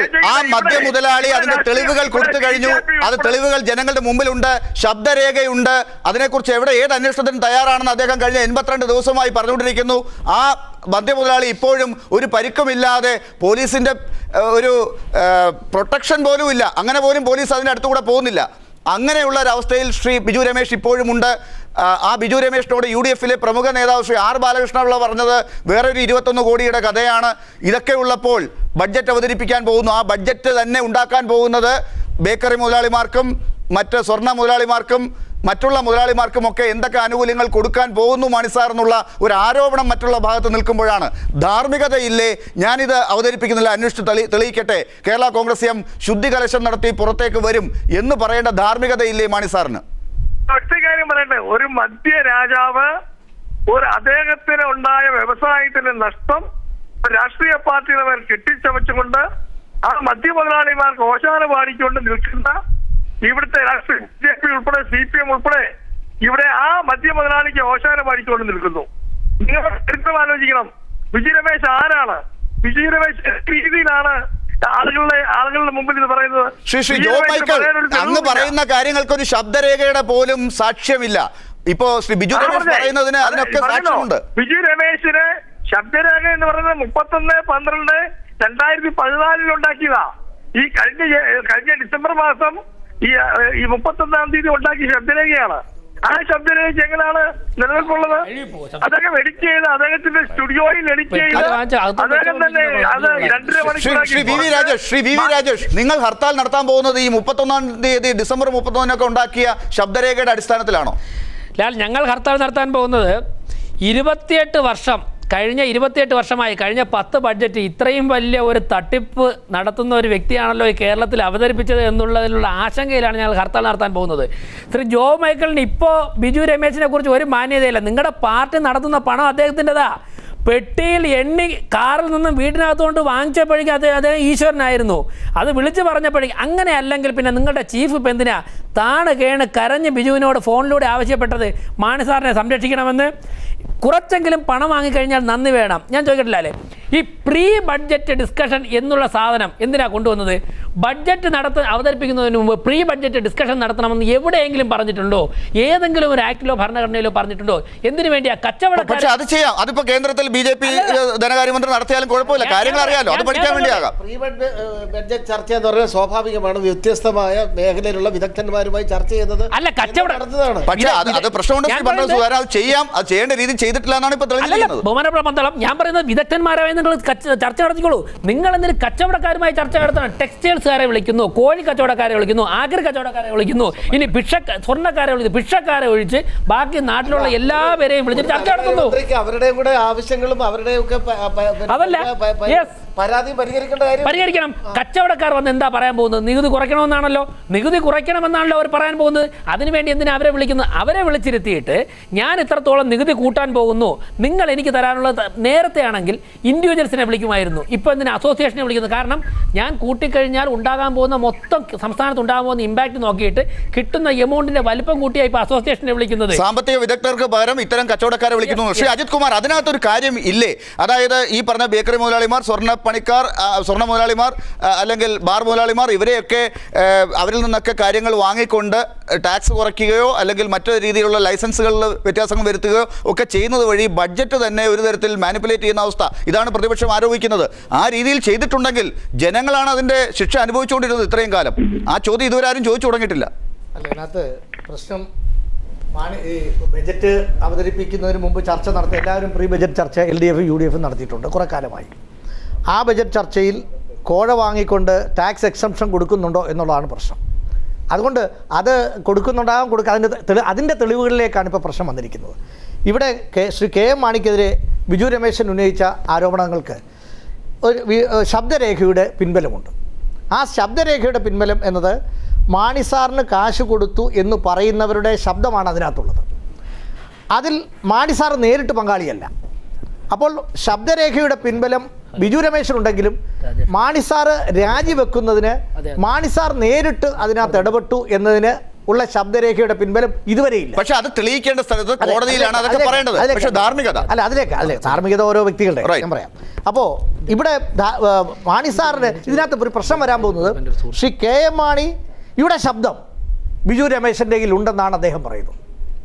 KM മാണിയുടെ ശബ്ദം, അതായത് ബിജു രമേശൻ പറഞ്ഞ വാക്കുകൾ കടമെടുത്താൽ 5 കോടി കൂടി വേണം, അത് നിങ്ങൾ എല്ലാവരും കൂടി ചേർന്ന് ഓരോ ലക്ഷം വെച്ച് തന്നാൽ തന്നെ 5 കോടി കിട്ടുമല്ലോ എന്ന് ശ്രീ KM മാണിയുടെ ശബ്ദം ബിജു രമേശന്റെ കയ്യിലുണ്ടെന്നാണ് അദ്ദേഹം പറയുന്നത്. അതും കൂടെ കേട്ടാലേ ശ്രീ അജിത് കുമാറിന് സന്തോഷമാവുള്ളൂ. പറയട്ടെ ലാലേ, അത് എന്ന് പുറത്ത് വരുന്നോ അതിനുശേഷം മാണി സാറിന് പിടിച്ചേക്കാൻ പറ്റില്ല. അതുവരെ മാണി സാറിന് പിടിച്ചു നിൽക്കാം. കാരണം വ്യക്തികൾ ഇരുന്ന് പറയുകയാണ് അദ്ദേഹത്തിന് ഇത്ര കൊടുത്തു, അത് സത്യമാണെന്നിരിക്കട്ടെ. സത്യമാണെങ്കിൽ പോലും അതിന് തെളിവിൻ്റെയോ അല്ലെങ്കിൽ നിയമത്തിൻ്റെയോ പിൻബലം ഉണ്ടാവില്ല. നേരത്തെ ലാല് പറഞ്ഞ ധാർമ്മികതയുടെ പ്രശ്നം വ്യക്തികളെ അടിസ്ഥാനപ്പെടുത്തിയ. ഇപ്പോൾ അതാണ് മനോജ് ഇവിടെ ഇരിക്കുന്നല്ലോ. ഇവിടെ ഗണേഷ് കുമാർ എന്താ ചെയ്തത്? ഒരു മന്ത്രിയുടെ പേഴ്സണൽ സ്റ്റാഫിനെതിരെ അഴിമതി ആരോപണം നിയമസഭയിൽ പറഞ്ഞു. എന്നാൽ ഗണേഷ് കുമാറിൻ്റെ പേഴ്സണൽ സ്റ്റാഫ് മൊത്തം അഴിമതിക്കാരാണെന്ന് പറഞ്ഞ ആളാണ് R ബാലകൃഷ്ണപിള്ള. എല്ലാവരും അഴിമതിക്കാരാണെന്ന് R ബാലകൃഷ്ണപിള്ള സാറ് ഗണേഷ് പറഞ്ഞത് എന്താ? ഗതാഗത വകുപ്പിൽ അഴിമതി നടത്തുന്നതിന് ഈ മനോജ് കുമാറിനെ ഉപയോഗിക്കുന്നതാണ് ബാലകൃഷ്ണപിള്ള. ആ ഒരു വിഷയം നമ്മൾ അന്ന് ചർച്ച ചെയ്തതാണ്. അതിന്റെ വ്യക്തിപരമായ അതിന്റെ ഒരു കോണ്ടെക്സ്റ്റ് ഉണ്ട്. ശ്രീ R ബാലകൃഷ്ണപിള്ളയും ശ്രീ ഗണേഷ് കുമാറുമായിട്ടുള്ള ഒരു വിഷയത്തിന്റെ അദ്ദേഹത്തിന്റെ അച്ഛൻ മകൻ വിഷയത്തിനകത്തുണ്ട്. പോയിന്റ് അതല്ല. അപ്പൊ അതുകൊണ്ട് ഇതിനകത്ത് അപ്പോൾ അങ്ങനെ വരുമ്പോൾ ഈ ഒരു ഇതിനകത്ത് വന്നേക്കുന്ന ഒരു പ്രശ്നം ഈ തരത്തിൽ മുന്നണി മര്യാദ ലംഘിച്ചു എന്നുള്ളതാണ് R ബാലകൃഷ്ണപിള്ള വിഭാഗത്തിനെതിരെ ഇപ്പോൾ ഉണ്ടായിരിക്കുന്ന പ്രശ്നം. അത് മുന്നണി മര്യാദ ലംഘിച്ചത് തന്നെയാണ്. അതുകൊണ്ട് മുന്നണി മര്യാദ ലംഘിച്ചതും പിന്നെ അദ്ദേഹത്തിൻ്റെ ഒരു ആർജവം ശ്രീ ബാലകൃഷ്ണപിള്ള സാറിനെ നമ്മൾ ആദരിക്കേണ്ടത് അദ്ദേഹം ടെലിഫോണിൽ പറഞ്ഞ കാര്യത്തിൽ ഉറച്ചു നിന്നു. തീർച്ചയായിട്ടും അതിലേക്ക് തിരിച്ചെത്താം. ശ്രീ സുനിൽകുമാർ, നമ്മളിപ്പോൾ ആദ്യത്തെ ഒരു ആംഗിളിലുള്ള ചർച്ച അവസാനിപ്പിക്കുന്നതിന് മുമ്പായി, അതായത് ഈ KM മാണി സാർ ബഡ്ജറ്റ് അവതരിപ്പിക്കണോ എന്നുള്ളതാണ് ഇപ്പോൾ വീണ്ടും ചർച്ചയാകുന്നത്. അതാണ് ഇപ്പോൾ അന്വേഷിച്ചുകൊണ്ടിരിക്കുന്നത്. അതിനകത്ത് ധനകാര്യമന്ത്രി KM മാണി സാറാണ്. അതുകൊണ്ട് അദ്ദേഹം ഒരുപാട് ബഡ്ജറ്റുകൾ അവതരിപ്പിച്ചിട്ടുണ്ട്.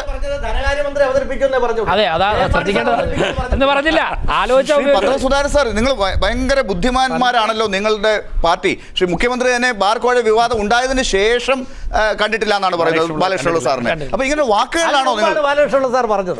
അതുകൊണ്ടാണ് അതിനുശേഷം കണ്ടിട്ടില്ല.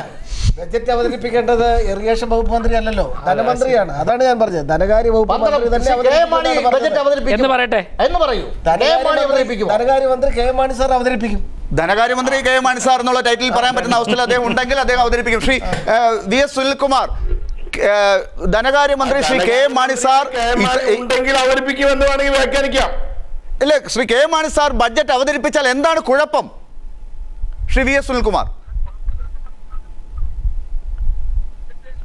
അല്ല കുഴപ്പം എന്താന്ന് ബഡ്ജറ്റ് അവതരിപ്പിക്കുമ്പോൾ എന്താ കുഴപ്പം എന്നുള്ള അന്ന് കാണാം. അല്ല, അദ്ദേഹം അവതരിപ്പിക്കുമ്പോൾ നിങ്ങൾ പ്രക്ഷോഭത്തിലേക്ക് പോകും, നിങ്ങൾ പ്രശ്നം ഉണ്ടാക്കും.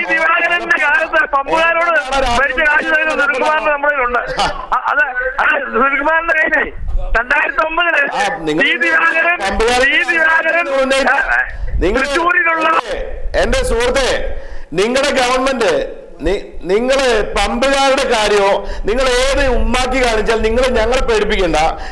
ഓട്ടെണ്ണാനുള്ള പിന്നെ നോട്ടെണ്ണാളെ യന്ത്രം മേടിച്ചു വെച്ച് കൈക്കൂലി വാങ്ങി ബന്ധുക്കളെ സ്വന്തക്കാരെ അധികം ഞങ്ങളെ ഇവിടെ പറയിപ്പിച്ചാലുണ്ടല്ലോ.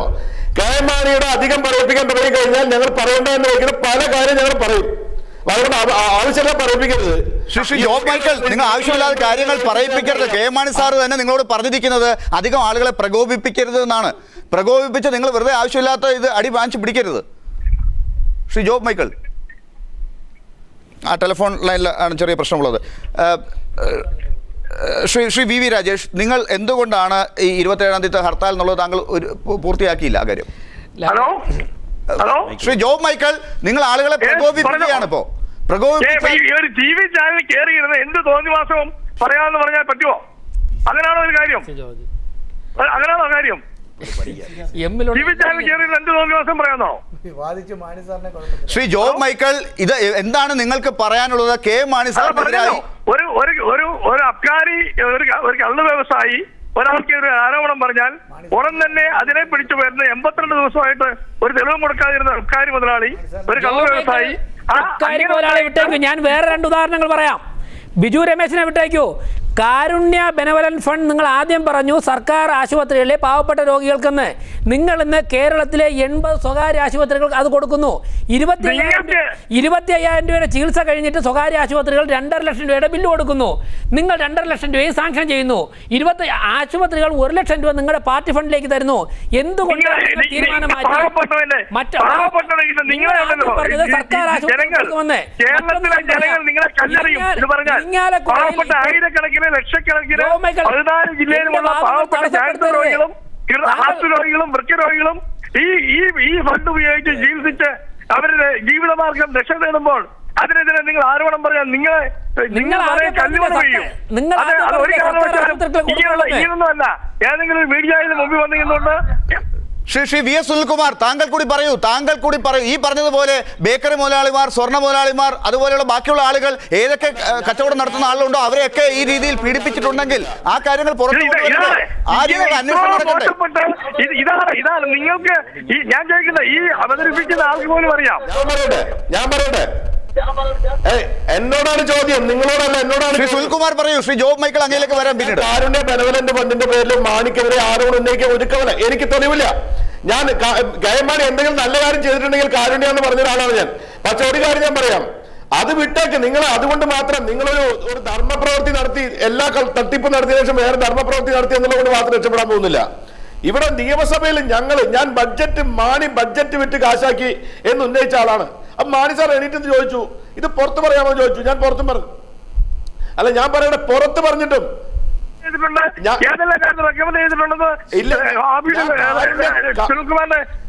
കാണിക്കാം. ശ്രീ ജോബ് മൈക്കിളിലേക്ക് വരാം. ശ്രീ സുനിൽകുമാർ പെട്ടെന്ന് പറഞ്ഞു നിർത്തും. എന്റെ ജോബ് മൈക്കിൾ ഞാൻ പറയുന്നത്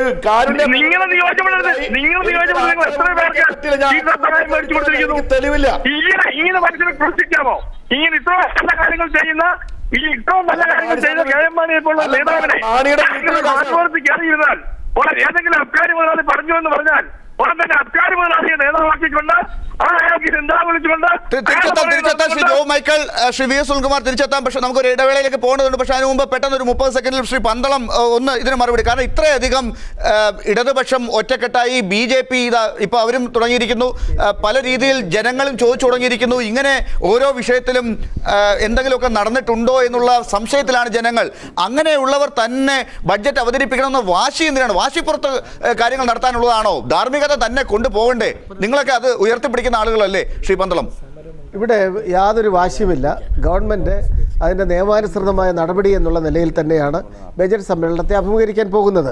ഇവിടെ എനിക്ക് വിനീതമായിട്ട് ഒരു കാര്യം പറയാനുള്ളത്, യഥാർത്ഥത്തിൽ കഴിഞ്ഞ നവംബർ മാസത്തിൽ നമ്മൾ എന്തൊക്കെ മറക്കി വയ്ക്കാൻ ശ്രമിച്ചാലും ശ്രീ കെ.എം. മാണി സാറിനെ പുറകെ നടന്ന് ട്രാപ്പ് ചെയ്ത് മുഖ്യമന്ത്രി സ്ഥാനാർത്ഥിയാക്കി അവരോധിക്കാൻ നടന്ന പാർട്ടിയാണ് CPM അതിൻ്റെ CPI ഉൾപ്പെടെയുള്ള LDF. എനിക്കൊന്ന് അല്പമെങ്കിലും പറയട്ടെ, അങ്ങനെ മാണി സാറിനെ ഗ്ലോറിഫൈ ചെയ്ത് ഇന്ത്യ കണ്ട ഏറ്റവും വലിയ മഹാനായ മുഖ്യമന്ത്രിയാകി യോഗ്യനാണ് എന്ന് പറഞ്ഞ് അദ്ദേഹത്തെ പ്രലോഭിപ്പിച്ചു കൊണ്ട് നടന്ന CPM സത്യം പറഞ്ഞ ഇപ്പോൾ അദ്ദേഹത്തെ തള്ളി പറയുന്നതിന്റെ കാരണം നടക്കാതെ പോയ സുധാകരൻ ഈ കാര്യങ്ങളൊക്കെ അറിയുമ്പോൾ നിങ്ങളും തിരുത്തണ്ടേ? ജനങ്ങൾ ഒരുപക്ഷെ അദ്ദേഹത്തിന് ഇത്രയും കാലം വോട്ട് കൊടുത്തത് ഈ കാര്യങ്ങൾ അറിയാത്തതുകൊണ്ടായിരിക്കാം. അല്ല, എനിക്കൊരു കാര്യം അറിയുന്നതിന് വേണ്ടി എല്ലാവരും താല്പര്യത്തോടെ കാത്തിരിക്കുകയാണ്. ഇവിടെ അന്വേഷണം നടക്കുകയാണ്, വിജിലൻസ് എൻക്വയറി നടന്നുകൊണ്ടിരിക്കുന്നു. വിജിലൻസിന്റെ മുമ്പിൽ തെളിവ് കൊടുക്കേണ്ട അന്വേഷണം നടത്തുന്നത് ഇദ്ദേഹം മന്ത്രിയായിരിക്കുന്ന ഒരു മന്ത്രിസഭയുടെ കൂടി തീരുമാനങ്ങൾ പ്രകാരം ചലിക്കുന്ന ഒരു മിഷനറിയാണ്. അതാണ് പ്രശ്നം. ശ്രീ പന്തളം സുധാകരൻ ഇപ്പോൾ എന്തായാലും ബാറിൽ അല്ലെങ്കിൽ മദ്യവുമായി ബന്ധപ്പെട്ട് കഴിഞ്ഞ 5-6 മാസങ്ങൾക്ക് തൊട്ട് തുടങ്ങിയതാണ്. കഴിഞ്ഞ മാർച്ചിന് ഇപ്പുറം ഇങ്ങോട്ട് തുടങ്ങിയതാണ് കോൺഗ്രസിൻ്റെയും UDFിൻ്റെയും ഒക്കെ ഈ ക്ഷീണം, ഈ രീതിയിലുള്ള ആരോപണങ്ങളൊക്കെ. എന്തിനു വേണ്ടി ഇത്തരം ഒരു നയത്തിലേക്ക് പോയി എന്നുള്ള ചോദ്യങ്ങളൊക്കെ അറിയാം. രാഷ്ട്രീയം അതിനകത്ത് ഉണ്ടായിരുന്നു എന്നുള്ളത് ഇന്ന് സുപ്രീം കോടതി തന്നെ പറയുന്നു. അത്ഭുതങ്ങളാണ് കേരളത്തിൽ നിന്ന് വരുന്ന കാര്യങ്ങളൊക്കെ കേൾക്കുമ്പോൾ എന്ന് പറഞ്ഞു കഴിഞ്ഞു. വികലമായ ആ നയത്തിൻ്റെ പേരിൽ ഉണ്ടായിട്ടുള്ള അഴിമതിയെക്കുറിച്ച് പുറത്ത് പറഞ്ഞതിനാണ് ഇതാ നാളെ കഴിയുമ്പോൾ ഒരു UDF നേതാവ്, UDF സ്ഥാപിച്ച ആ നേതാവ് ശ്രീ ബാലകൃഷ്ണ പിള്ള സാർ, അദ്ദേഹം അങ്ങനെയാണ് അതിനെ പറയുന്നത് തന്നെ. ആ കൊമ്പുണ്ടാക്കിയ ആൾ, ആ വൃക്ഷം നട്ട് കിളിർപ്പിച്ച കൊമ്പുണ്ടാക്കിയ ആൾ, അദ്ദേഹത്തെ നിങ്ങൾ പുറത്തേക്ക് പോകാൻ ഇപ്പോൾ അനുവദിച്ചുകൊണ്ടിരിക്കുന്നത്? UDFിൻ്റെ ആദ്യം മുതലുള്ള സ്ഥാപിച്ച കാലം മുതലുള്ള നയം എണ്ണം നോക്കി പുറത്താക്കുക എന്നുള്ളതല്ല. ഒരു ഏകാംഗത്തെയും ഒരുപാടുള്ളവരെ ഒരുപോലെ കാണുന്ന, മാന്യമായി ഡീൽ ചെയ്യുന്ന, മാന്യമായി എല്ലാവർക്കും സ്ഥാനം നൽകുന്ന പ്രസ്ഥാനമാണ് UDF. പക്ഷേ UDFിൻ്റെ സ്ഥാപകൻ എന്ന് ബാലകൃഷ്ണപിള്ള സാർ പറയുമ്പോൾ ഞാൻ അതിൻ്റെ എല്ലാ ബഹുമാനത്തോടുകൂടി പറയട്ടെ, 78-ൽ UDF ആരംഭിക്കുമ്പോൾ അതിൻ്റെ മുഖ്യ രക്ഷാധികാരി അല്ലെങ്കിൽ നേതാവ് എന്ന് പറയുന്നത് ശ്രീ K. കരുണാകരനായിരുന്നു. അന്ന് അതിൻ്റെ കൺവീനർ ഇന്ന് ഇറിഗേഷൻ മന്ത്രിയായ PJ ജോസഫായിരുന്നു. അന്ന് അദ്ദേഹത്തോടൊപ്പം ഉണ്ടായിരുന്ന CH മുഹമ്മദ് കോയായും അതുപോലെ തന്നെ ശ്രീ കിടങ്ങൂർ ഗോപാലകൃഷ്ണപിള്ള തുടങ്ങിയവരായിരുന്നു. പിന്നീട് അന്ന് ഇലക്ട്രിസിറ്റി മന്ത്രിയായിരുന്നു ശ്രീ ബാലകൃഷ്ണപിള്ള സാർ. പക്ഷേ ശ്രീ K. കരുണാകരനുമായിട്ടൊരു ആഭിമുഖ്യം വ്യക്തിപരമായിട്ടുള്ളത് കൊണ്ട് അവരെല്ലാവരും പിന്നെ, അതായത് അന്നത്തെ ശ്രീ AK ആന്റണി ഉൾപ്പെടെയുള്ളവർ UDFിലേക്ക് വന്നു എന്നുള്ളതാണ് സത്യം. എന്തായാലും അതിന് സ്ഥാപകൻ അല്ലെങ്കിൽ അതിനെ ആരൊക്കെ വെള്ളമൊഴിച്ചു എന്നതിനെക്കുറിച്ചൊരു, അതുകൊണ്ട് പുറത്തേക്ക് പോകുമ്പോൾ UDFിന്റെ സ്ഥാപകൻ എന്ന് പറഞ്ഞുകൊണ്ട് പോകണ്ട. അങ്ങനെ ഒരു ഈ തിയറിയൊക്കെ നിങ്ങൾ ഇപ്പോൾ ഉണ്ടാക്കി മുന്നോട്ട് നിൽക്കുക തന്നെയാണ്, തയ്യാറായി നിൽക്കുകയാണ്. ശ്രീ ജോബ് മൈക്കിൾ പറഞ്ഞതുപോലെ 28-ാം തീയതി വൈകുന്നേരം പറയും. ഇതല്ല, ആരെയും പുറത്താക്കാൻ ഇതുവരെ തീരുമാനിച്ചിട്ടില്ല. അത് തീരുമാനിക്കേണ്ടത് UDFിന്റെ നേതൃത്വം തന്നെയാണ്. കാര്യം എല്ലാവർക്കും UDFിന്റെ വളർച്ചയിൽ പങ്കുണ്ട്. അത് ശ്രീ ബാലകൃഷ്ണപിള്ളക്ക്. ഇനി അദ്ദേഹം സ്ഥാപക നേതാവ് അല്ല എന്ന് നിങ്ങൾ പറയുന്നത് ശരിയാണെന്ന് ഇരിക്കട്ടെ, എന്നാൽ പോലും അദ്ദേഹം പറഞ്ഞിരിക്കുന്നു മുഖ്യമന്ത്രിയെ പലതവണ രക്ഷിച്ച ആളാണ്. ഈ മുഖ്യമന്ത്രിയെ തന്നെ പല സങ്കീർണ ഘട്ടങ്ങളിലും അദ്ദേഹം രാജിവെക്കേണ്ടി വന്ന പല സന്നിഗ്ധ ഘട്ടങ്ങളിലും അദ്ദേഹത്തെ രാജിയിൽ നിന്ന് രക്ഷിച്ചത് ശ്രീ ബാലകൃഷ്ണപിള്ള സാറാണെന്ന് വേണമെങ്കിൽ പറയാം. ആ രീതിയിലുള്ള ഒരു പ്രചരണമുണ്ട്, അങ്ങേക്ക് അറിയാമല്ലോ. അല്ല, അങ്ങനെ രക്ഷിച്ചു എന്നൊരു പരാമർശം ഉണ്ടെങ്കിൽ തീർച്ചയായും അതിന് അദ്ദേഹത്തെ നയിച്ച വികാരം എന്ന് പറയുന്നത് അദ്ദേഹം കൂടി ഭാഗപക്കായിട്ടുള്ള UDFിൻ്റെ ഗവൺമെൻറ്റിൻ്റെ നിലനിൽപ്പിനും ആ ഗവൺമെൻറ് കോട്ടം തട്ടരുന്നുള്ള ആത്മാർത്ഥമായ ആഗ്രഹം കൊണ്ടാണ് ഒരു UDFിൻ്റെ നേതാവിൻ്റെ അന്തസ്സാണ് ശ്രീ ബാലകൃഷ്ണപിള്ള പ്രകടിപ്പിച്ചതെന്നുള്ളതാണ് എൻ്റെ അഭിപ്രായം. ബഹുമാനപ്പെട്ട പന്തളം പറഞ്ഞു വരുന്നത് UDF ഗവൺമെന്റിനെ നിലനിർത്തുവാൻ വേണ്ടി ഒരു ഘട്ടത്തിൽ ശ്രീ ഉമ്മൻചാണ്ടിയെ ബാലകൃഷ്ണപിള്ള രക്ഷിച്ചു എന്നാണ്. അതാണ് 3-4 മാസങ്ങൾക്ക് മുമ്പ് ഞങ്ങൾ പറഞ്ഞത്. സരിത എഴുതിയ 21 പേജുള്ള കത്ത് ബാലകൃഷ്ണപിള്ളയുടെ പേരിലുണ്ടായിരുന്നു. UDF ഗവൺമെന്റിനെ നിലനിർത്തുവാൻ വേണ്ടി അദ്ദേഹം ആ കത്തൊന്ന് പുറത്തുവിട്ടില്ല. മനോജ്, ആ കത്ത് നിങ്ങളുടെ കയ്യിൽ വെച്ചിരിക്കുന്നു. ഇപ്പോൾ ഒരു 2 മന്ത്രിമാരുടെ പേര് പറയില്ല എന്ന് പറഞ്ഞുകൊണ്ടിരിക്കുന്നു. ഇതെല്ലാം ശ്രീ ബാലകൃഷ്ണപിള്ള സാർ ഇത്ര അഴിമതിക്കെതിരെയുള്ള ശ്രീ MM ഹസനെ കോട്ട് ചെയ്താൽ അന്നാ ഹസാരെ ആകാൻ പോകുന്ന ആളാണെങ്കിൽ ഈ കാര്യങ്ങളൊക്കെ പറഞ്ഞുകൊണ്ടല്ലേ ജനങ്ങളുടെ മുമ്പിൽ വരേണ്ടത്?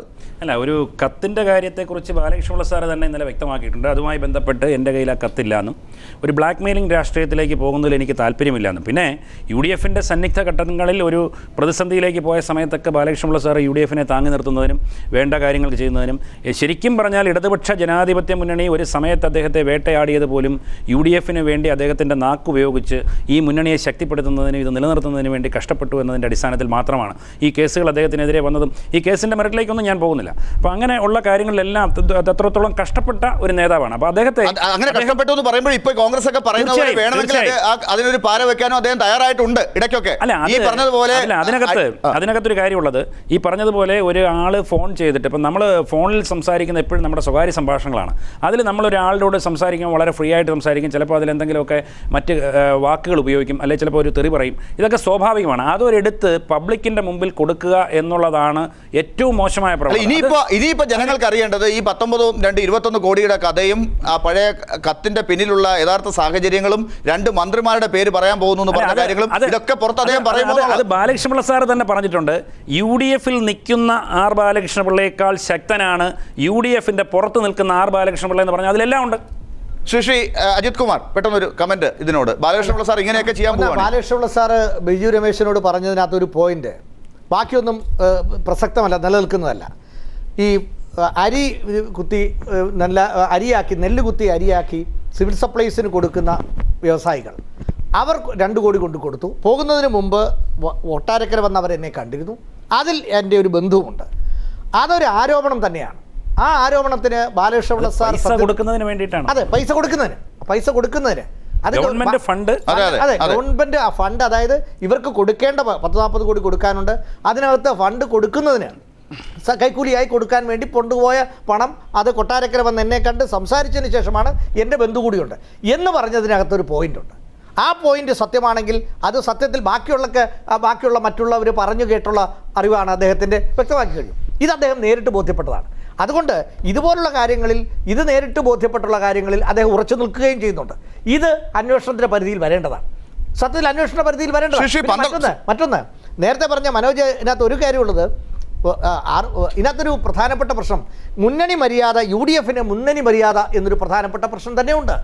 മുന്നണി മര്യാദയ്ക്കകത്ത്, മുന്നണിയുടെ അകത്തുനിന്ന് നിയമസഭയിൽ ഒരു മുന്നണിയിലെ മന്ത്രിമാരുടെ വകുപ്പിനെതിരെയും പ്രത്യക്ഷത്തിൽ പരസ്യമായി ആക്ഷേപം ഉന്നയിച്ച് നിയമസഭയിൽ പ്രസംഗിച്ച ഒരു പാർട്ടിയെ അല്ലെങ്കിൽ ഒരു പാർട്ടി അംഗത്തെ മുന്നണി മര്യാദ അനുസരിച്ച് എങ്ങനെ ഉൾക്കൊണ്ടു പോകാൻ സാധിക്കും? തീർച്ചയായിട്ടും. ശ്രീ VS സുനിൽകുമാർ, ഇങ്ങനെ കേരള കോൺഗ്രസ് ബിജു രമേശിനെ നിങ്ങൾ ഇപ്പോൾ അദ്ദേഹം ഉറച്ചു നിൽക്കുകയാണെങ്കിൽ പിന്തുണയ്ക്കുമെന്ന് പറഞ്ഞു കഴിഞ്ഞു. അതുപോലെ കേരള കോൺഗ്രസ് ബിയുടെ നേതാക്കളും ഇപ്പോൾ ഈ പറഞ്ഞ തെളിവുകളുമായി പ്രതിപക്ഷത്തിന് വകയിട്ട് തരികയാണെങ്കിൽ, അവർ അതിൽ ഉറച്ചു നിൽക്കുകയാണെങ്കിൽ ആ വാദത്തിന്റെ പിന്നാലെയും നിങ്ങൾ ഉണ്ടാകുമോ? BJP ഇപ്പോൾ 27-ാം തീയതി ഹർത്താൽ ആചരിക്കാൻ തീരുമാനിച്ചിരിക്കുന്നു. നിങ്ങളുടെ പ്രക്ഷോഭം ഫെബ്രുവരി 3 മുതലാണ്. ഈ 27-ന് പോലും ജനങ്ങൾ ഈ പറയുന്ന വിഷയത്തിലൊക്കെ സർക്കാരിനെ നോക്കി നിൽക്കുന്നുണ്ട്. ഞങ്ങളുടെ നികുതി കൂട്ടിയത് നിങ്ങളാണോ, ഇതിൽ എന്തെങ്കിലും സത്യമുണ്ടോ എന്നൊക്കെ അന്വേഷിച്ചുകൊണ്ട് ആ കാര്യത്തിൽ അതേ വികാരമുള്ള ജനങ്ങളും ഈ 27-ന് ഒരുപക്ഷെ നിശബ്ദരായി നിന്നേക്കാം, സമരത്തിൻ്റെ കൂടെ ഉണ്ടായേക്കാം 27-ന്. അതുപോലെ ഫെബ്രുവരി 3 മുതലും ഇവിടെയൊക്കെ നിങ്ങൾ എല്ലാവരുടെയും പിന്നിലുണ്ടോ? ഈ പറഞ്ഞ മുന്നോട്ട് വന്നിരിക്കുന്ന ആളുകളുടെയൊക്കെ പിന്നിൽ നിങ്ങളുമുണ്ടോ, മുന്നിലുണ്ടോ?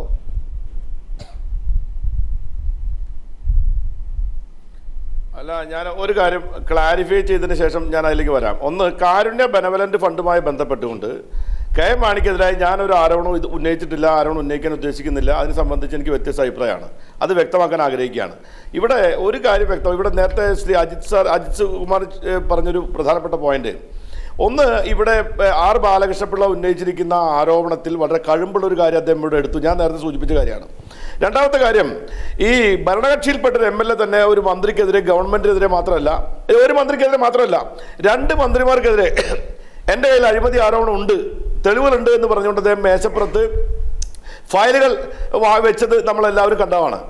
അങ്ങനെ ഒരു മന്ത്രി അല്ലെ ഒരു UDF-ന്റെ ഘടകകക്ഷിയെ എന്തുകൊണ്ടാണ് ഘടകകക്ഷി സ്ഥാനത്ത് പുറത്ത്? ഇപ്പൊ ഈ മാണിക്കെതിരായിട്ടുള്ള ആരോപണം മാത്രം, അതിന് മുമ്പ് ഈ മുസ്ലിം ലീഗ് മന്ത്രിക്കെതിരെ ആരോപണം ഉന്നയിച്ചിട്ടും എന്തുകൊണ്ടാണ് UDF-ന്റെ ആളുകൾ അല്ലെങ്കിൽ കോൺഗ്രസ് അല്ലെങ്കിൽ ഈ UDF ചേർന്ന് ഇവരെ പുറത്താക്കത്ത്? എന്തുകൊണ്ടാണ് പുറത്താക്കത്തിന്റെ കാര്യം? ഒരു സംശയം വേണ്ട. ഇവിടെ മനോജ് എന്തൊക്കെ നിഷേധിച്ചാലും ശരി, ആർ ബാലകൃഷ്ണ പിള്ളയുടെ കയ്യിലില്ലെങ്കിൽ, അല്ലെങ്കിൽ ഗണേഷ് കുമാറിന്റെ കയ്യിൽ, ആരുടെ കയ്യിലാണെങ്കിലും, സരിതയുമായി ബന്ധപ്പെട്ട കേസിൽ UDF-ന്റെ മന്ത്രിമാരെ, ഉമ്മൻചാണ്ടി അടക്കമുള്ള ആളുകളെ അങ്കലാപ്പിലും അവരെ പല അപകടത്തിലും എത്തിക്കാൻ കഴിയുന്ന വിവരങ്ങളും തെളിവുകളും ഇവരുടെ കയ്യിലിരിക്കുന്നു എന്നുള്ളതുകൊണ്ടാണ്. അപ്പൊ ആറ്റം ബോംബ് പോലെ സാധനം കയ്യിലിരിക്കുമ്പോൾ ആർ ബാലകൃഷ്ണപിള്ളയ്ക്ക് പേടിക്കേണ്ട വല്ല കാര്യമുണ്ടോ? അപ്പൊ ഇതിന്റെ പിന്നിൽ ഓരോ താല്പര്യം വെച്ച് ഓരോ ആളുകൾ ഓരോ വെളിപ്പെടുത്തൽ നടത്താണ്. വെളിപ്പെടുത്തലുകൾ എന്തിനു വേണ്ടി എന്നതല്ല വിഷയം, വെളിപ്പെടുത്തലിനകത്ത് സത്യമുണ്ടോ എന്ന് മാത്രമേ ഞങ്ങൾ നോക്കുന്നുള്ളൂ. അപ്പൊ അതുകൊണ്ട് ആരൊക്കെ ഞങ്ങൾ നാളെ പിന്തുണയ്ക്കും, ആരൊക്കെ ഞങ്ങളെ കൂടെ നിൽക്കുമെന്ന് നോക്കി ഒരിക്കലും പ്രതിപക്ഷത്തിന് മുന്നോട്ട് പോകാൻ കഴിയില്ല. അതുകൊണ്ടാണ് ഞങ്ങൾ പറയുന്നത് CBI അന്വേഷിക്കണം. CBI അന്വേഷിക്കണം എന്നൊരു പുതിയ ആവശ്യമാണ്. അപ്പൊ എന്തുകൊണ്ട് നിങ്ങൾ ആദ്യം ഉന്നയിച്ചില്ല, ആദ്യം ഉന്നയിച്ചില്ല? സത്യമാണ്, ഞങ്ങൾ ഇപ്പോൾ ഉന്നയിക്കുന്നു. CBI അന്വേഷിക്കുന്ന കാര്യം ഇപ്പോ ഈ കേസിന്റെ പുതിയ ഡെവലപ്മെന്റ്സ് ഉണ്ടാക്കിയ സാഹചര്യത്തിൽ ഈ കേസ് തമസ്കരിക്കാൻ വേണ്ടി അന്വേഷണ ഉദ്യോഗസ്ഥരെ അടക്കം ഇപ്പോ കേരളത്തിലെ കോൺസ്റ്റബിൾമാരെ ഹെഡ് കോൺസ്റ്റബിൾമാരാക്കാൻ, ഹെഡ് കോൺസ്റ്റബിൾമാരെ ASIമാരാക്കാൻ, ASIമാരെ SIമാരാക്കാനുള്ള പ്രൊമോഷൻ ലിസ്റ്റ് വന്നിട്ട് 2 കൊല്ലമായി. അനോമലി കമ്മിറ്റി കൂടി ആ റിപ്പോർട്ട് ഉമ്മൻചാണ്ടിയുടെ മേശപ്പുറത്തിരിക്ക് 2 കൊല്ലമായില്ലേ? ഇതുവരെ അതിൽ തീരുമാനമെടുക്കാത്ത ഉമ്മൻചാണ്ടി ഗവൺമെന്റ് എത്ര പെട്ടെന്നാണ് ഒരു ADGP DGP ആക്കാൻ വേണ്ടി പ്രൊമോഷൻ കൊടുക്കാൻ വേണ്ടി തീരുമാനിച്ചു കൊടുക്കുന്നത്? പന്തളം സുധാകരൻ, ഇതാണ് ഇനിയിപ്പോ ചോദിക്കുക. ഇതിന് മുമ്പുള്ള കാര്യങ്ങളൊക്കെ നമുക്ക് മാറ്റിവെക്കാം. പലതരം പോരായ്മകൾ പലയിടത്തും ഉണ്ടായിട്ടുണ്ടെങ്കിൽ പോലും അത് ഒരുപക്ഷെ ജനങ്ങൾ കുറച്ചുകൂടി സമയം ഗവൺമെന്റിന് തന്നിട്ടുണ്ടെങ്കിൽ പോലും ഉപതെരഞ്ഞെടുപ്പുകളിൽ വിജയങ്ങൾ ഉണ്ടായിട്ടുണ്ടെങ്കിൽ പോലും അതൊക്കെ ഇനി പറഞ്ഞുകൊണ്ടിരുന്നിട്ട് കാര്യമില്ല. ഇപ്പൊ ഏറ്റവും ഒടുവിൽ വൻ പ്രക്ഷോഭം തന്നെ കാണേണ്ടി വരുന്ന അവസ്ഥയിലേക്കാണ് കാര്യങ്ങൾ ഇതൊക്കെ ശരിയാണെങ്കിൽ കാണാൻ പോകുന്നത്. UDF പാളയത്തിൽ തന്നെ വലിയ പൊട്ടിത്തെറി ഉണ്ടാകാൻ പോകുന്നു. ശ്രീ ബാലകൃഷ്ണപിള്ളയുടെ കയ്യിൽ ഇരിക്കുന്ന ആറ്റം ബോംബിനെ കുറിച്ചൊക്കെ ഇവിടെ സൂചിപ്പിച്ചു. ഇതൊക്കെ ജനങ്ങൾ അന്വേഷിച്ചു തുടങ്ങുകയാണ്. അതിന്റെ മുന്നിൽ മനോജിന്റെ കയ്യിലുണ്ട്, ശ്രീ മനോജിന്റെ കയ്യിലുമുണ്ട്. ശ്രീ പന്തളം, അങ്ങനെ ഇനിയും മുന്നോട്ട് പോകട്ടെ, ഇതുപോലെ തന്നെ പോകട്ടെ എന്ന് ഗവൺമെന്റിനെ ഇവിടെ പറയുകയാണോ പാർട്ടി? എന്താണ് ഉദ്ദേശിക്കുന്നത്? പാർട്ടി എന്താണ് ഉദ്ദേശിക്കുന്നത്? എനിക്ക് ബഹുമാനപ്പെട്ട ശ്രീ സുനിൽകുമാർ നിയമസഭയിലെ സത്യം പറഞ്ഞാൽ വളരെ മിടുക്കനായ ഒരു പാർലമെന്റേറിയനാണ്. ഒരു നിയമസഭയ്ക്കകത്തുള്ളിലെ ഒരു അസംബ്ലി മെമ്പർ എന്നുള്ള നിലയിൽ ഒരു പുലിയാണ്. പക്ഷെ അങ്ങനെയുള്ള സുനിൽകുമാർ ഉൾപ്പെടെയുള്ള പ്രതിപക്ഷത്തിന് സത്യം പറഞ്ഞാൽ ഈ ഗവൺമെന്റിനെതിരെ ഒരു സമരം നടത്താൻ വിജു രമേശ് എന്ന് പറയുന്ന ഒരു അബ്കാരിയെ കിട്ടേണ്ടി വന്നല്ലോ എന്ന് ഓർക്കുമ്പോൾ അത് പറഞ്ഞിട്ട് കാര്യമില്ല. ഒരുപക്ഷെ അബ്കാരികളാകാം, അല്ലെങ്കിൽ ബേക്കറി മുതലാളിമാരാകാം, അതൊന്നും പറഞ്ഞിട്ട് കാര്യമില്ല. ബേക്കറി മുതലാളിമാരൊക്കെ പിന്നീടാണല്ലോ. എന്തായാലും എനിക്കത് സഹതാപമുണ്ട്. പിന്നെ ഇപ്പോൾ പ്രൊമോഷന്റെ കാര്യം പറഞ്ഞു. പ്രൊമോഷന്റെ കാര്യം മുഖ്യമന്ത്രി തന്നെ പറഞ്ഞല്ലോ. സ്വാഭാവികമായി ഉണ്ടായ ഒരു പ്രൊമോഷന് കേന്ദ്ര ഗവൺമെന്റിന്റെ അറിയിക്കുന്നതിന് വേണ്ടി എടുത്ത ഒരു തീരുമാനമാണ്. പിന്നെ അദ്ദേഹത്തെ അന്വേഷണ ചുമതലയിൽ നിന്ന് നീക്കിയിട്ടില്ല എന്നുള്ള കാര്യം നമ്മൾ വിസ്മരിക്കരുത്. ഈ ഒരു കാര്യം, സുനിൽകുമാർ പറഞ്ഞ പ്രൊമോഷനെ കുറിച്ചുള്ള ഭാഗം ഒരു പ്രസക്തമല്ല. കാരണം അതിനുവേണ്ടിയല്ല പ്രൊമോഷൻ എന്നുള്ളത് വ്യക്തമാണ്. മറ്റൊരു പ്രധാനപ്പെട്ട പ്രശ്നം ഞാൻ ഉന്നയിക്കുക. അതായത് ഈ രാഷ്ട്രീയത്തിലെ അവസരവാദം. കാരണം ഇപ്പോൾ ഈ അഴിമതി വരുന്നു, ബിജു രമേശൻ കൊണ്ടുവന്ന വെളിപ്പെടുത്തലുകളും ശബ്ദരേഖയും വരുന്നു. അതുവരെ അത് വരുന്നതുവരെ KM മാണിയുടെ KM മാണിക്ക് പിറകെ നടന്ന രാഷ്ട്രീയ പ്രസ്ഥാനങ്ങളുണ്ട്. അല്ല, അത് പറഞ്ഞിട്ട് കാര്യമുണ്ടോ? ഞാൻ പറയട്ടെ, അല്ലെ, നമുക്ക് സമയത്തിന്റെ പ്രശ്നമുണ്ട്. അതായത് ഇന്നലെ വരെ BJP ഉണ്ട്, അല്ല എല്ലാവരും ഉണ്ടാവും. അല്ലല്ല, ശ്രീ VV രാജേഷ്, അത് പറയണ്ട. VV രാജേഷ് ഏറ്റവും കൂടുതൽ KM മാണി ഇങ്ങോട്ട് വരുമോ നോക്കിയിരുന്ന പാർട്ടി BJP ആണ്. പക്ഷെ അത് നിങ്ങളെ കുറ്റപ്പെടുത്തുകയല്ല. നിങ്ങൾ കളങ്കിതനല്ലാത്ത മാണിയെ നിങ്ങൾക്ക് വേണമായിരുന്നിരിക്കാം. പക്ഷേ ഇപ്പോൾ കളങ്കിതനാണെന്ന് അറിഞ്ഞത് കൊണ്ട് നിങ്ങൾ ഹർത്താലിലേക്ക് പോകുന്നു. നമ്മൾ ഈ ചർച്ച അവസാനിപ്പിക്കാൻ പോവാണ്. ശ്രീ പന്തളം സുധാകരൻ, എന്തായാലും ഇപ്പോൾ എല്ലാവരും ഈ സമരം പ്രഖ്യാപിച്ചു കഴിഞ്ഞു. സമരമാണ്, ഹർത്താലാണ്, ഇങ്ങനെയുള്ള കാര്യങ്ങളിലേക്ക് പോകാൻ പോകുന്നു. അതിനിടയ്ക്ക് ബഡ്ജറ്റ് വരുന്നു. ബഡ്ജറ്റിൽ ധനകാര്യമന്ത്രി അവതരിപ്പിക്കുമെന്ന് പറഞ്ഞു കഴിഞ്ഞു. ഏറ്റവും കാതലായ ചോദ്യം ഇതാണ്: ബഡ്ജറ്റ് അവതരിപ്പിക്കുമ്പോൾ അതിനകത്ത് വരേണ്ട കാര്യങ്ങളെക്കുറിച്ചുള്ള ചർച്ചകൾ സമൂഹവുമായി ബന്ധപ്പെട്ട്, പ്രതിപക്ഷവുമായി ബന്ധപ്പെട്ട്, ധനകാര്യ വിദഗ്ധരുമായി ബന്ധപ്പെട്ട് ഇതൊക്കെ അന്വേഷിക്കേണ്ടതുണ്ട്. ആ കാര്യങ്ങളിലുള്ള ചർച്ചയൊക്കെ ഇനി എത്രമാത്രം ഗൗരവത്തോടു കൂടി നടക്കും? നിങ്ങൾ എത്രമാത്രം വിശ്വസിച്ചാണ് അത് ശ്രീ KM മാണി സാറിനെ ഏൽപ്പിക്കുന്നത്? ഞാൻ ആത്മാർത്ഥമായി വിശ്വസിക്കുന്നത് ഇനി അവതരിപ്പിക്കാൻ പോകുന്ന ബഡ്ജറ്റ് മുൻകാല ബഡ്ജറ്റുകളെക്കാൾ കൂടുതൽ കെയർഫുള്ളായിട്ടായിരിക്കും ധനകാര്യമന്ത്രി അവതരിപ്പിക്കാൻ പോകുന്നത്. അവസാന ബഡ്ജറ്റ് ആയതുകൊണ്ട് എന്നാണ് ശ്രീ മനോജ് കുമാർ പറയുന്നത്. അല്ല, ഏറ്റവും കൂടുതൽ കെയർഫുൾ ആയിരിക്കും. കാരണം ഒരു ആക്ഷേപത്തിനും പഴുതുകൾ ഇല്ലാത്ത തരത്തിൽ ഇപ്പോൾ ഉണ്ടായിരിക്കുന്ന ഒരു അഴിമതിയുടെ പുകമറയുണ്ട്. ഞാൻ ചോദിക്കുന്ന ഇതാണ് ശ്രീ പന്തളം സുധാകരൻ, ശ്രീ KM മാണി സാറിനെതിരായി മുമ്പൊന്നും ഇല്ലാത്തൊരു അനുഭവമാണല്ലോ. ഇന്ന് ശ്രീ വൈക്കം വിശ്വൻ തന്നെ അതാണ് ചോദിച്ചത്. ഞങ്ങളെന്താ ശാരീരികമായി ആക്രമിക്കണോ? അതാണോ ഈ പ്രതിപക്ഷത്തിന്റെ സമരത്തിന് ശക്തി പോരാ എന്നൊക്കെ ചിലർ ചോദ്യങ്ങൾ ഉന്നയിച്ചപ്പോൾ അവിടെ ചോദിച്ചതാണ്. ശാരീരികമായ ആക്രമണം വേണമോ? അത്രമാത്രം പോകേണ്ടതുണ്ടോ? മുൻകാലങ്ങളിൽ നമുക്കറിയാം, ധാർമ്മികത പരിഗണിച്ച് പലരും രാജിവെക്കും, അല്ലെങ്കിൽ മാറ്റി നിർത്തും, കാര്യങ്ങൾ ജനങ്ങളുടെ മുമ്പിൽ അവതരിപ്പിക്കും. ജനങ്ങൾക്കൊരു വിശ്വാസം ഉണ്ടാകാനായി എന്ത് മാറ്റമാണ് കോൺഗ്രസ് ആലോചിക്കുന്നത്? അങ്ങനെ ഒരു ആലോചന ഇല്ലേ?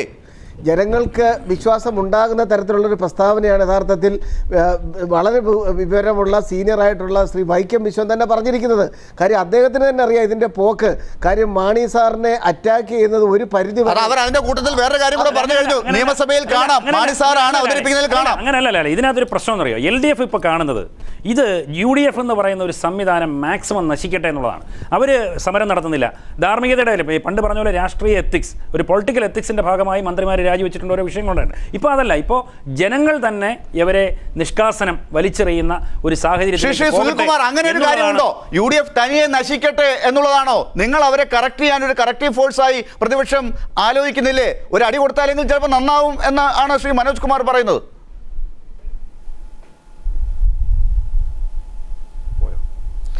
അല്ല, ഞങ്ങൾ നടത്തേണ്ട സമരങ്ങളെല്ലാം നടത്തിക്കൊണ്ടിരിക്കുന്നുണ്ട്. നിയമപരമായ പോരാട്ടങ്ങൾ നടത്തുന്നുണ്ട്. നിയമസഭയ്ക്കകത്ത് ഞങ്ങൾ ശക്തമായിട്ട് ഉന്നയിക്കുന്നുണ്ട്. ഇവിടെ പ്രശ്നം എന്താണെന്ന് ചോദിച്ചാൽ, മാന്യവും മര്യാദയും ജനാധിപത്യ ബോധമുള്ള ഒരു ഗവൺമെന്റ് ഇവിടെ ഇരിക്കണം. എന്ത് വന്നാലും ഞങ്ങൾ ഇന്ന് ഇറങ്ങില്ല എന്ന് തീരുമാനിച്ചു കഴിഞ്ഞാൽ, അതാണ് വൈക്കം വിശ്വൻ ചോദിച്ചത്. ഞാൻ നേരത്തെ ബെൽറ്റ് ബോംബ് വെച്ച് പൊട്ടിക്കണം അവരെ മുമ്പിൽ വെച്ചിട്ട്. അപ്പൊ ഞങ്ങൾ പറയും, ഞങ്ങൾ നിയമസഭയിൽ ശക്തമായിട്ട് ഉന്നയിക്കുന്നു. ഏതാരോട് ഉന്നയിച്ചാലും എത്ര സത്യം വെളിച്ചത്ത് വന്നാലും മദ്യമുതലാളിമാർ, ഒരു ബാറുടമസ്ഥന്മാർ പറഞ്ഞുകൊണ്ട് വിശ്വസിക്കില്ല എന്ന് പറഞ്ഞു. ഇപ്പൊ UDFന്റെ നേതാവ് തന്നെ പറയുന്നു, അദ്ദേഹം പറഞ്ഞാൽ മാത്രമേ അദ്ദേഹം ഇപ്പൊ UDFന് പോകാൻ പോകുന്ന ആളാണെന്ന് പറയുന്നു. ശബ്ദരേഖ കേൾക്കുമ്പോൾ ഒരു പറയുന്നു വീഡിയോ ക്ലിപ്പില്ല എന്ന് പറയുന്നു. അങ്ങനെ പല രൂപത്തിൽ പലതും പറഞ്ഞ് രക്ഷപ്പെടുന്ന ഒരു ഇത്രയും വൈകൃതം നിറഞ്ഞ ഒരു ജനാധിപത്യത്തിന്റെ പേരിൽ ഇങ്ങനെ ഒരു ഗവൺമെന്റ് കേരളത്തിൽ മുമ്പുണ്ടായിട്ടുണ്ടോ? സാങ്കേതികത്വത്തിൽ പിടിച്ചു നിൽക്കാതെ ഇത് പ്രതിപക്ഷം പറയുന്നതിനെ നിങ്ങൾ വിശ്വാസത്തിലെടുക്കൂ, പ്രതിപക്ഷത്തിനെ വിശ്വസിപ്പിക്കൂ. അതല്ലേ ജനാധിപത്യം? ശ്രീ പന്തളം, പ്രതിപക്ഷത്തെ അങ്ങനെ പ്രതിപക്ഷത്തിന് സന്തോഷം പകരുന്ന തരത്തിൽ വിശ്വസിപ്പിക്കേണ്ട ഗതികേടൊന്നും എന്തായാലും പ്രതിപക്ഷം ജനങ്ങളാണ്. ജനങ്ങൾ എന്ന് പറഞ്ഞ ഭരണകക്ഷിയും പ്രതിപക്ഷം കൂടെ ചേർന്നതാണ് ജനങ്ങൾ, അല്ലാതെ പ്രതിപക്ഷം മാത്രമല്ല ജനങ്ങൾ. ഇവിടെ ഒരു കാര്യം മനസ്സിലാക്കുന്നത്, ഇവിടെ ഇപ്പോൾ ഒരു കാസറ്റും ശബ്ദരേഖയൊക്കെ ആണല്ലോ പറയുന്നത്. നമുക്ക് എന്തുകൊണ്ട് ചിന്തിച്ചുകൂടെ ഈ ശബ്ദരേഖ വല്ല മിമിക്രി ആർട്ടിസ്റ്റുകളെ ഉപയോഗിച്ചുകൊണ്ട് അതൊരു ഭാവനയാണ്. എന്തായാലും ഇതിന്റെ എനിക്കൊരു അഭ്യർത്ഥനയുണ്ട്. ബാലകൃഷ്ണ സാർ പറഞ്ഞാണോ? എല്ലാവരും സമ്മതിക്കുക, ഞങ്ങളുടെ ശബ്ദം തന്നെയാണ്. PC ജോർജ് പറയുന്നു, ഞാൻ ഇദ്ദേഹത്തെ രക്ഷപ്പെടുത്താൻ വേണ്ടി, ഞാൻ KM മാണി സാറിനെ ചതിച്ചതാരാണെന്ന് അറിയാൻ വേണ്ടിയിട്ട് ഞാൻ സംസാരിച്ചതാ. അത് ദുർബലമാകുന്നു. നമ്മുടെ സ്വന്തം ശബ്ദം നമുക്ക് തന്നെ സംശയം തോന്നാത്ത തരത്തിൽ ഇത് അവതരിപ്പിക്കാൻ നമുക്ക്. പക്ഷേ എനിക്ക് ജനറൽ ആയിട്ടൊരു കാര്യം പറയാനുണ്ട്. ഇന്ന് ഏതെങ്കിലും മിമിക്രിക്കാരനാണോ പത്രസമ്മേളനം നടത്തിയത്? R ബാലകൃഷ്ണ സാർ അല്ലേ? ഡോക്ടർ ലാൽ, എനിക്ക് ഒരു കാര്യം പറയാനുള്ളത്, ഈ മാണി സാറിന്റെ ആ ശുഭ്ര വസ്ത്രത്തിൽ എന്തായാലും ഒരു അതായത് കരിയോയിലിന്റെ ഒരു തുള്ളി വീണിരിക്കുന്നു. ആ വീണത്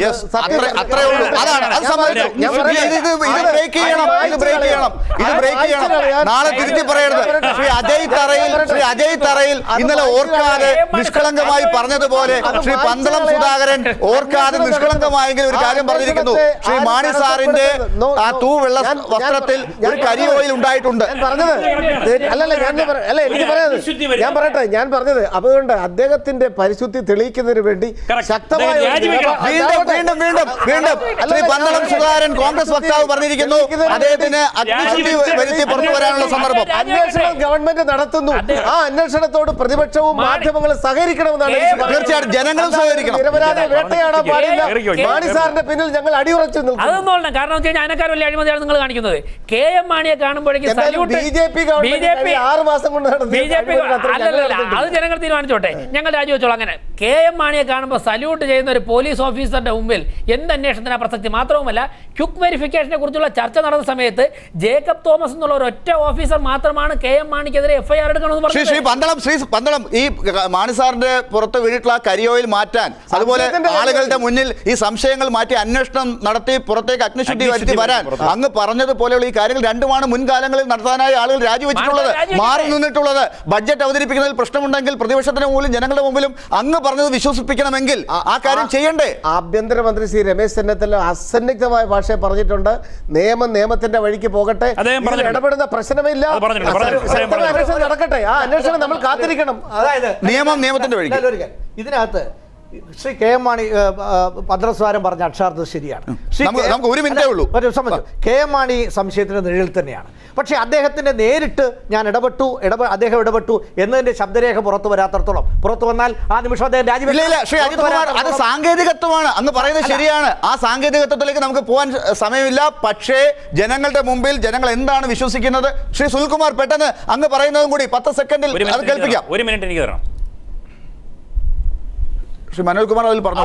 അതായത് ഈ കെ എം മാണിയുടെ ശബ്ദരേഖ വന്നാൽ മാത്രമേ രാജിവെക്കുള്ളൂ എന്ന് പറഞ്ഞാൽ, കെ എം മാണിയുടെ ശബ്ദരേഖ വന്നാൽ പിന്നെ അദ്ദേഹത്തിന് പിന്നെ രാജിവെക്കാതെ ഒരു മാർഗമില്ല.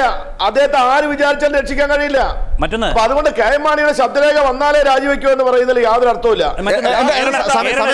കേരള രാഷ്ട്രീയ ചരിത്രത്തിൽ ഈ തർക്കം തീരില്ല. നമുക്ക് എല്ലാവർക്കും സമയം തരണമെന്ന് ആഗ്രഹമുണ്ട്. കേരള രാഷ്ട്രീയത്തിൽ ദയവായി ക്ഷമിക്കണം എന്നോട്, സമയത്തിന്റെ പരിമിതിയുണ്ട്. ഈ ചർച്ച എന്തായാലും ഇന്നുകൊണ്ട് അവസാനിക്കുന്നില്ല. നാളെയും നമുക്ക് തുടരേണ്ടി വരും. ഇത് മാർച്ച് 6-ന് എന്താണ് സംഭവിക്കുക എന്നുള്ളതും കൂടി കേരളം ഉറ്റുനോക്കുന്നു. അതിനു മുൻപ് കേരള ജനതയോട് എന്ത് മറുപടി പറയും ഭരിക്കുന്നവർ, കേരളത്തിലെ കോൺഗ്രസ് പാർട്ടി? ഇതൊക്കെയാണ് വക്താക്കൾ നിഷ്കളങ്കമായി സംസാരിക്കുന്ന കാര്യങ്ങൾ അവർ ഉറച്ചു വിശ്വസിക്കുന്നുണ്ടോ? ഇതും കൂടിയാണ് തിരിച്ചറിയേണ്ടത്. വളരെ നന്ദി ഈ ചർച്ചയിൽ പങ്കെടുത്തതിന് Shri Pandalam, Shri V S Sunilkumar, Shri V V Rajesh, Shri Manoj Kumar, Shri Ajith Kumar.